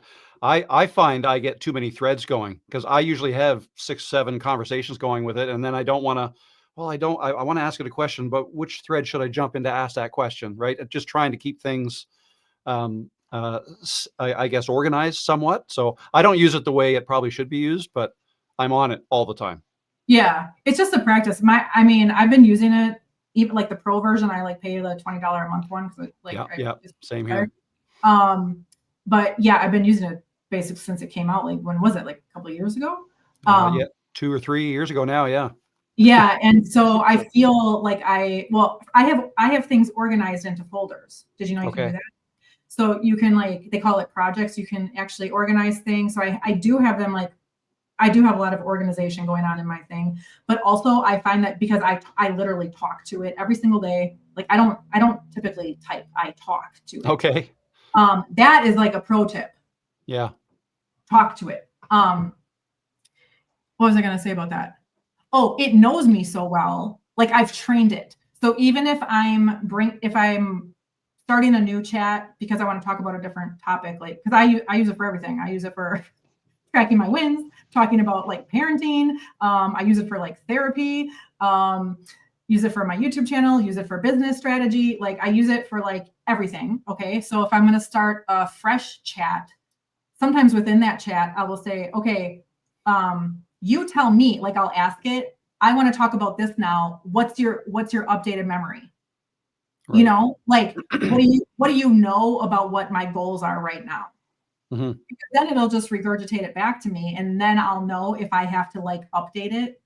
So that's something that's worked really well for me, is like just by asking it, like, like, okay, I'm gonna start working on my weekly live streams again. Do you remember what my YouTube goals are? And he'll be Right. like, of course I do, Brooke. Well, this is what you're working on. And I'm like, you got it. Okay. So, and it's like, so it does have like cross chat memory where it didn't Right. before. It didn't like a year ago. So Yeah. Yeah. I think I knew that. It's more for my own. Like if I want to go back, okay, because I tend to have a hard time just focusing on one thing. I'll go so far with something and it's like, oh yeah, I want to do this. And I go over here and I start. So I open up a new chat and then I just, for myself, if I want to go back and remind myself, what were we talking about? It'd be nice if it was all in one spot. But yeah, the folder thing, I need to get better at that. I've created a couple, but for the most part, I don't take advantage of that like I should. I Mhm. have a few That is a good tip. key. And talking to it, that's another good tip too. I Yeah, use a that's couple a of key folders and just reuse those. Like I use them to help me come up with questions for polls and stuff like that. And I go back and say, okay, let's talk about a new poll. Where do you think we should go with it this week based on this is, and I even give it the answers and say, okay, here's what the answers were. What should I focus on for the next set of polls to get this kind of information from the audience and that kind of stuff. And it actually once devised like a 10 question poll that led me down a certain path that I would have never taken. Okay. It said based on your performance of these videos and these polls, you should go off and create this kind of content. And I'm like, wow, I never thought of that. Mhm. But I'm with you, Rob. I get very confused with not confused. I get a lot of started content that I never Yeah. go back to, and there's probably 3 or 4 that I use over and over and over and over, and everything else I just start a new one and say, okay. Yeah. And I've also noticed lately it's got a tendency to forget things, which is very annoying. It's like, okay, I told you 3 times that I always want it in this format. Why is it in the wrong format again? It's like, I'll remember it next time. I'm like, really? Yeah. Oh, Cool. It's getting smart remarks back at me now. Oh yeah. No, when it gets an attitude, you're gonna have to sit it down and have a chat. Yeah. Oh, oh yeah. my God. You know what, guys? I'm gonna have to go. I've got some stuff I got to do. But thanks, Brooke. This was fun. Yep. Thanks for coming. It has been fun. Yep. See you All next right. time. Good to see you, Rob. To Have a come to great you. day, guys. Enjoy. You too. Let's see. I only got a few minutes left myself. I got a meeting here in a little bit. Sure, no problem. Haha, that's it. It knows you so well. Yes, adventure with me. I'm still curious what your first name is. Type it in the chat, unless it's like something that you don't share. That's fine. Like a genius guide to you. Totally, it's totally like my creative partner, my therapist, everything. Everyone be like, "Oh, you're not talking to Chat GPT again." Haha, literally. You're funny. Oh, that's Oh, what you got to do, Brooke. You got to have a meeting. You got to have a meeting of all 3 of you. Your studio, your Chat GPT, and you. There's your good video idea. that's a really good idea. That's a good idea. I have thought about, yeah, actually, I don't want to say it. I don't like to say my creative ideas out loud usually. So, but I said the pumpkin thing already. So, no, I have thought about like doing a character of ChatGPT, Yeah. like making it a person, just like I made YouTube Studio Yeah. person. So I may do that, but it's kind of, I don't know, like those kind of videos are like, I can't like try. I can't try. They have to come to me. Yeah. Do you get what I'm saying? It Like, just has to naturally, organically happen, or it doesn't really work. You're hard. yeah, to like manage. the inspiration just has to come to me because like I can't like try to produce it. It just doesn't work that way for me, at least so far. Like Sarah, one of my very loyal subscribers and followers. Thank you, Sarah. Yeah, she said that I should like start a new comedy channel so that she can subscribe right away. And I'm like, that's a huge compliment. Like, thank you. Like, it's awesome to know that there is like demand for somebody who would want like a comedy channel for me. But I'm also like, I just have only made a couple like comedy videos. Like I said earlier in this live stream, I never considered myself like a comedy creator. Like those videos just kind of like happened. So I'm like, I know how to sit down and produce like an educational talking head video or like a, because I've done a lot of that. Like it's a lot of my channels like education or just talking about like my personal life or doing a vlog or stuff like that. But like, yeah, I don't know. So the comedy thing is a new branch for me. Yeah, I think I would have a hard time with that too, because I don't have a problem coming up with ideas of things to make. I have a problem with having, I would have a problem if it was something like comedy that I didn't have that natural ability to just off the top of my head, you know. So for me, it's just like, okay, I want to build this and I go build it. And that's what I record. It's no big deal. But to Hmm. say comedy, to actually sit down and say, now I need to make something that's funny, oh, that would be a lot more difficult. Yeah, that's what I'm saying. I've never like sat down and like tried to be funny. You know, it was like, oh, I have an idea. I see the video in my head. Let me go like film it now, you know, because the idea just Yeah. like came, like popped in my mind. So I'm like, I'm going to go turn this into a thing, you know? Yeah. So, yeah. So, yeah, anything else, or do I need to let you go? Because I know you said you had just a couple minutes left, Matt. Yep. Nope. Let's quickly go into your 2 ways to make money, because I want to hear a little bit about that. Oh, yeah. So I mean, it is the subject of the whole thing. I was going to make a Yeah. video. Huh? You were, Oh, no. When I shared that in the community post, yeah. that wasn't for this live stream. I was just saying I'm thinking of an idea. That's all. Oh, okay. All For right. a Well, different then video. we can talk about it another day then. This live stream was just to hang out, but I can talk about it now. Is it showing up like backwards? No, it's showing up forward. I'm just not sure I'm zoomed in far enough to see it. Oh, there, I can see it now. Yep. No, it's Bye, right. Nafisa. Sorry if I'm like butchering your name. Thank you for coming. So yeah, basically there's 2 ways to make money. I thought of it like this the other day and I'm like, oh, this would be a great video. Rely on other people, which is like the YouTube partner program and sponsors and all that stuff, or rely on yourself, which is selling your own products and or services. And so this is what I do. Like I said, I've been a monetized content creator for like the past 3 years. I am not yet monetized by YouTube. YouTube doesn't think I'm good enough, but I sell my own stuff.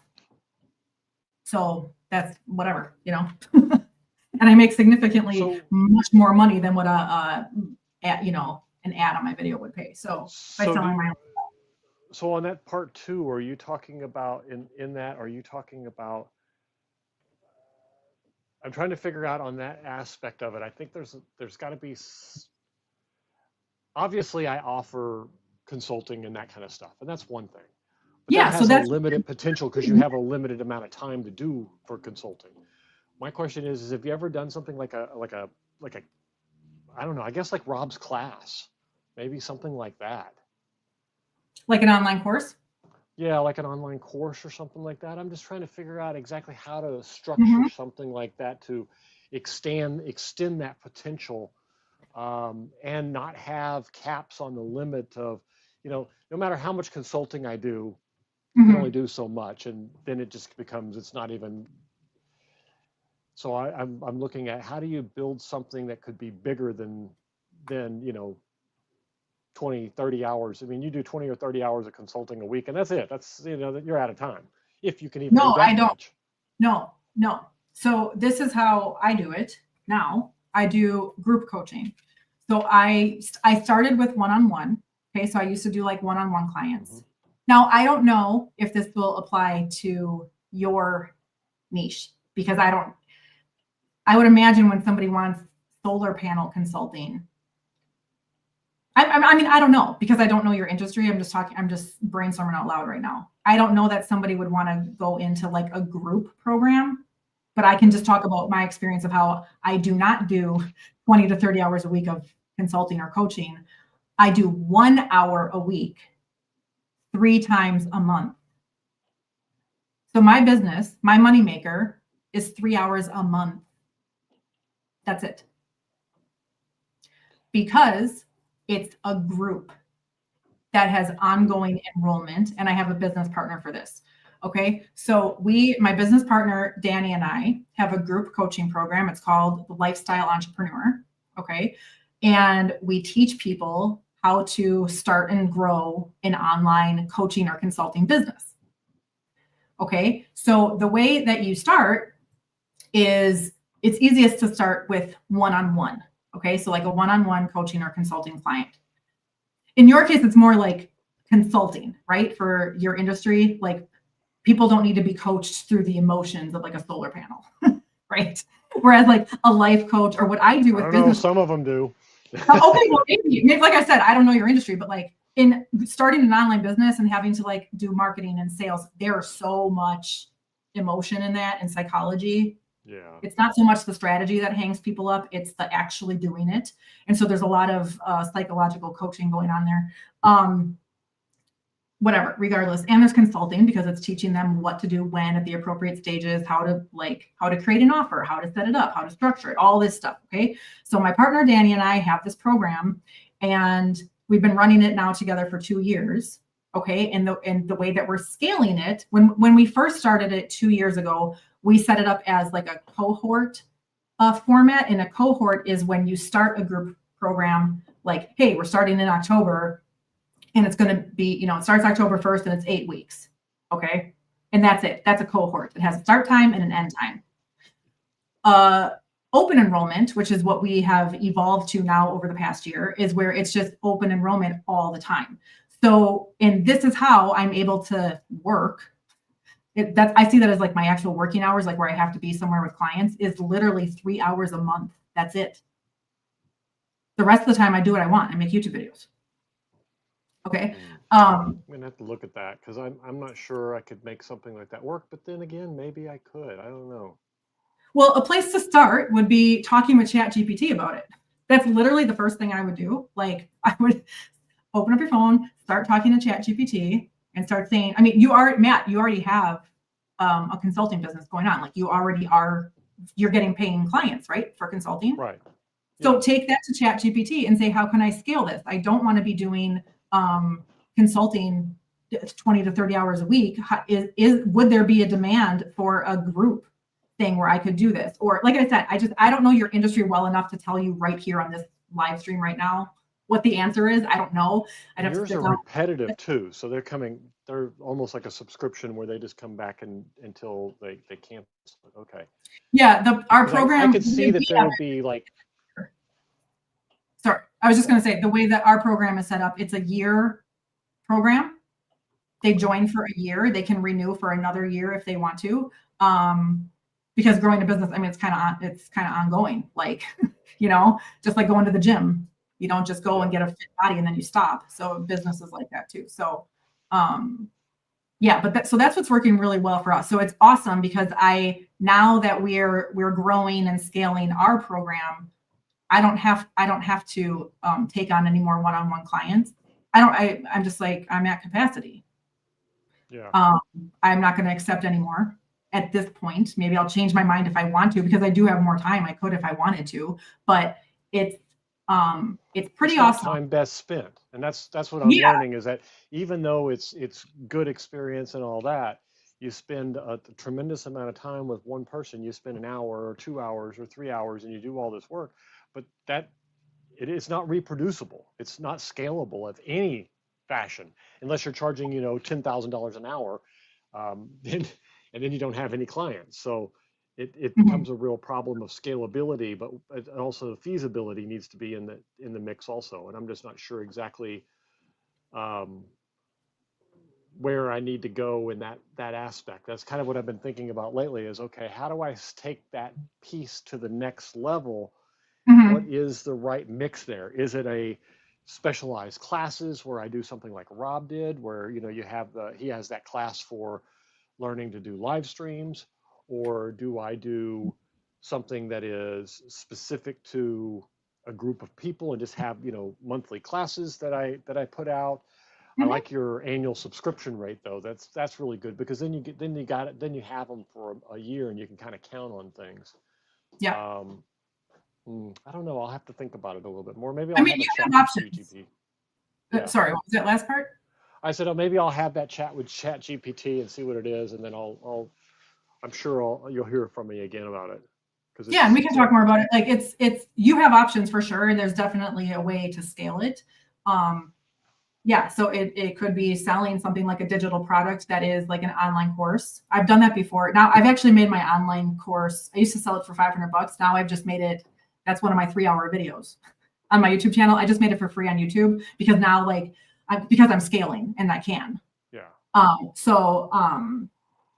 But yeah, it's pretty cool. Like if you can find a way, business model that will allow you so that you're not spending more time, because this is how I was able to take off for the summer with my daughter, because I only have to be somewhere for 3 hours a month. That's it. Like, I don't need a full-time childcare to work 3 hours a month, you know?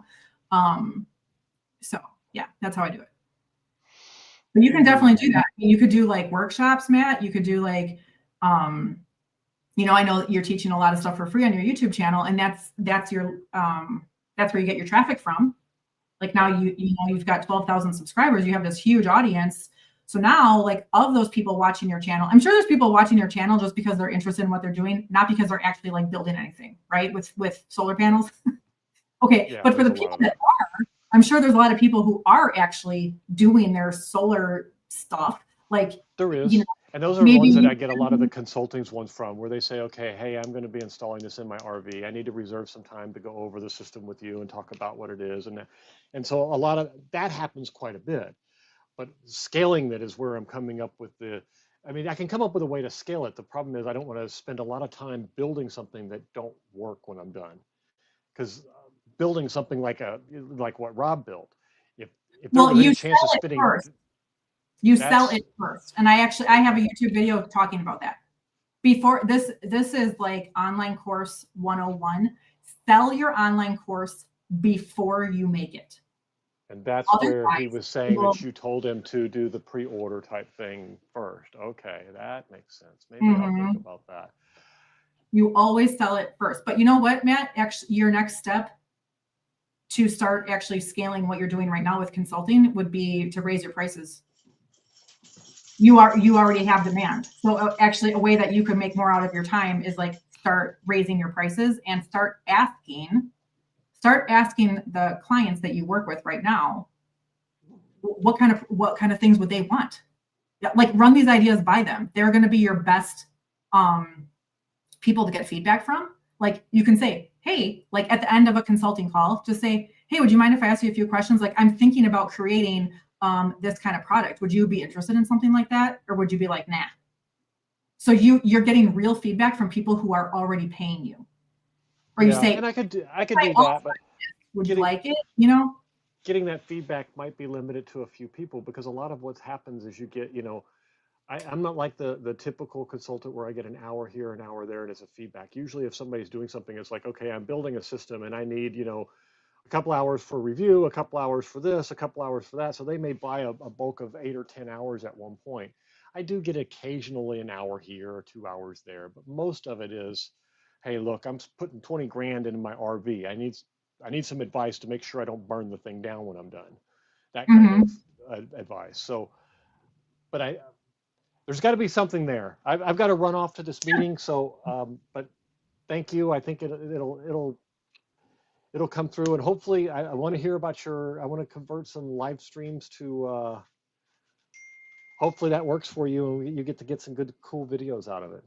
Yeah. Into I'm going to totally try out the technique that you showed us today. That's really cool.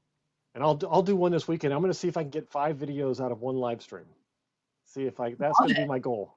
See if it works. Come up with 5 subjects, cut them off, start beginning, end of each one, and then just put all the stuff in the middle, put all the live stream stuff in the middle where I don't have to worry about it. So anyway, we'll talk later, I'm sure. Sounds good. Good to see you. Have a good one. Good to see you too. Bye. Bye. All right. Anybody have any like questions or anything? There are a couple people still here. Tell me who's here.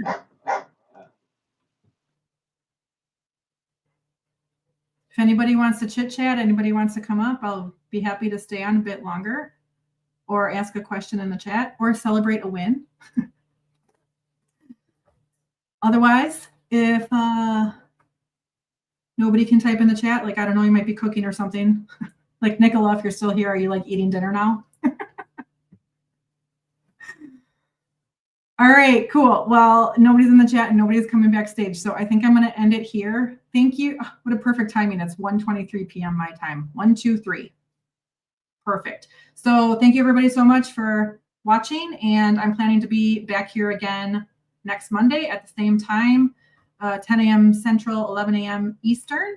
And yeah, we will chit chat again. See you then. Thanks for watching. Peace out.